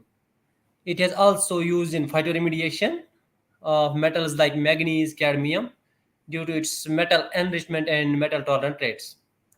Due to these reasons, Phytolacca echinosa have been overharvested in recent years, leading to a rapid reduction in the number of its population and their sizes. Now, little bit about seed germination. As you know, seed germination encompasses the events from imbibition of water to the radical protrusion through the seed coverings. Seed germination studies are very important in understanding plant development, survival, regeneration, conservation, and species reintroductions. Germination is often prevented by seed dormancy. It's a physiological state where the viable seeds are unable to germinate during unsuitable environmental conditions. Different pre-treatments in previous studies have been used on seeds for enhancing the seed germination. These pre-treatments may be used during or before or after the storage periods, corresponding to the methods by which dormancy can be ended. Seed germination studies are important for conservation, restoration, and sustainable utilization of the medicinally important plant species. And due to the habitat destruction, overexploitation, poor seed germination of Phytolacca echinosa may become threatened in the absence of sufficient natural regeneration and ex situ conservation practices. Now, my research objectives: to determine the appropriate pre-sowing treatments for enhanced seed germination and sustainable utilization, to assess the effect of seed source variations on the germination process, to study the interaction effect of seed source and pre-treatments on the Phytolacca echinosa seed germination. Now, methodology. We first collected seeds and prepared them for pre-treatments. Seeds were collected from 5 different sites of Kashmir Himalayas, and then the seeds were washed with distilled water and then sterilized with 0.1% HgCl for 5 to 7 minutes, then rinsed again with double distilled water, and then they were put in the petri plates having 2 discs of filter paper and 10 ml of the treatment solution. The germination was carried with the chemical treatments and physical treatments.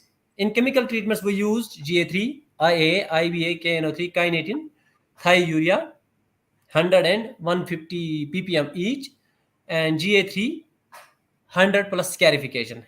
In physical treatments, we used H2SO4 sulfuric acid for 10 minutes and 20 minutes in mechanical scarification using needle. For all the treatments, 5 germination parameters, that is percentage germination, first day of germination, last day of germination, germination period, and seed vigor index were recorded. Furthermore, we transplanted the seedlings into plastic trays. Data was analyzed using ANOVA and Tukey's test. These are the photographs. The first one is mature fruits, then there are mature seeds, then the petrifilates containing seeds. Figure D is the emergence of seeds, and these are the seedlings transplanted into plastic trays. A little bit about the study sites. 5 study sites were selected from where the seeds were collected. As I have mentioned, seed sources, different seed sources. These are Gulmarg, Drang, Goguldara, Dotpatri, and Daksum. Here are the latitude, longitude, and other characteristics. This is the map. You can see here Gulmarg, Drang, Goguldara, Daksum, and Dotpatri. Now, coming to the results. First, we assessed the effect of different seed sources. There is different origins from where we have got these seeds on the germination process of Phytolacca echinosa. As the results suggest, there is no significant variation, although there is some variation, but the variation was not very significant. As you can see, FGP, which is final germination percentage, this differs only by 1%, as it is seen in Drang populations. It is 41.4%, which is highest, and it is 40% in Gulmarg. Similarly, FDG, which is first day of germination, it is 17 days, 15 days, and similarly, last day LDG, last day of germination, MDG, mean daily germination, and SVI, seed vigor index, there is not much significant difference. Although there was difference, but the difference was not significant, as you can see from the graphs also. Now, what about pre-treatments? These are the results of pre-treatments. This is a small table. I have not mentioned the other hormone treatments because they have not significant effect. You can see these pre-treatments have significant variation on seed germinations, and the best seed germination final germination percentage was seen in thiourea 150 ppm, which is 81%, and seed vigor index SVI is also highest in thiourea 150 ppm, which is 7.76. The mean daily germination was highest in GA3 plus scarification, which is 7.53 seeds per day. Germination rate was highest in GA3, while the final germination percentage was highest in thiourea. In comparison to control, they significantly differ. GA300 KNO3 also enhanced the seed germination, but the highest was found in thiourea. In control, we got only 41% of germination. Thus, we can say pre-sowing seed treatment is, of GA300 KNO3 thiourea and G plus SC 100 to 150 H2SO4 for 20 minutes and scarification improved seed germination significantly as compared with the control. Similarly, pre-treatments which are not mentioned here, IAA, IB, and kinetin at all concentrations and H2SO4 for 10 minutes were ineffective in improving seed germination. Now, this is the next table. It's a bit longer because it is the interaction effect. Comparison of the mean interactive effects of pre-sowing seed treatment seed source on germination parameters of Phytolacca echinosa. From this table, it is clear that thiourea gives the best germination, final germination percentage of 81%, 82% for different seed sources. And highest SVI was also found in thiourea 150 ppm for different seed sources. Similarly, GA3 gives the best mean daily germination rates.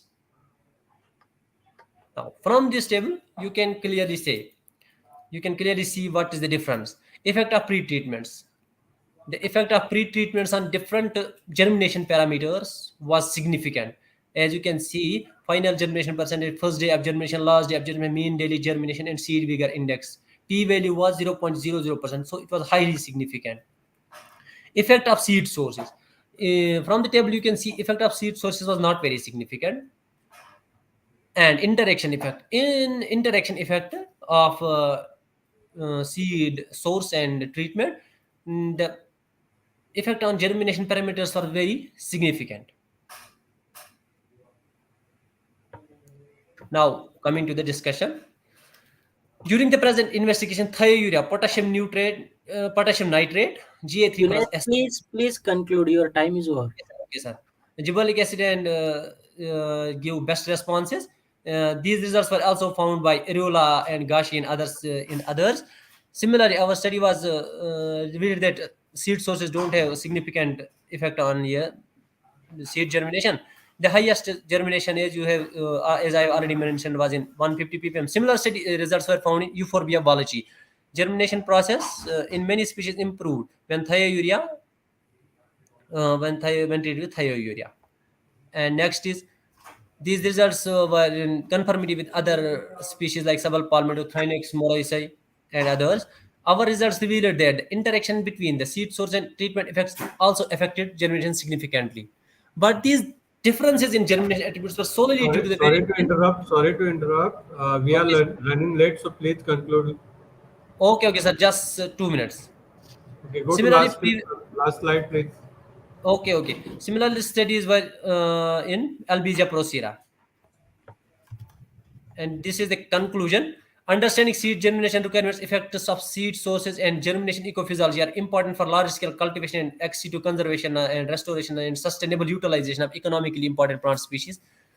The different pre-treatments affect seed germination significantly, whereas there was no significant effect on seed sources on germination. Seeds of Phytolacca echinosa have both physical and physiological dormancy, which could be broken by different pre-treatments. Among pre-treatments, thiourea and combination of gibberellic acid and scarification were found best.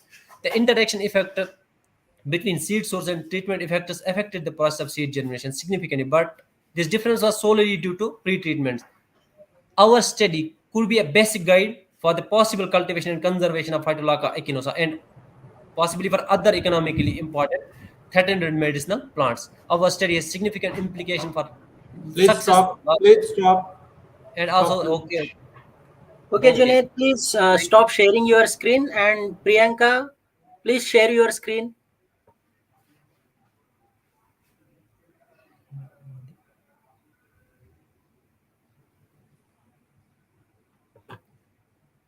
I think Priyanka is not there. Priyanka is not there. I think she has left.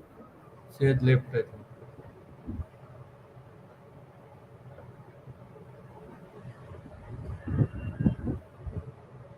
Okay, sir. I think we should stop here because Yes. valedictory function is going to Validity. start. So, Torat sir, over to you. Yes, sir. Yes, sir. So it's my pleasure that Dr. Kadu has given his valuable time here, and he interacted with many interesting questions, and we got various information regarding the question. So it is very good session. So on the behalf of organizing committee, I declare that this session is ended. Thank you everyone for participating in this conference. Kadu sir. Okay, thank you, sir. Okay, thank you, sir.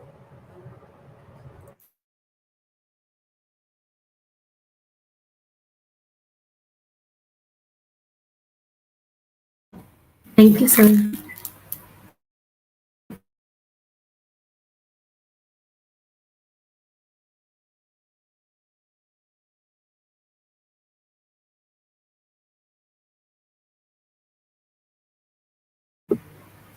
Sir, shall we leave now?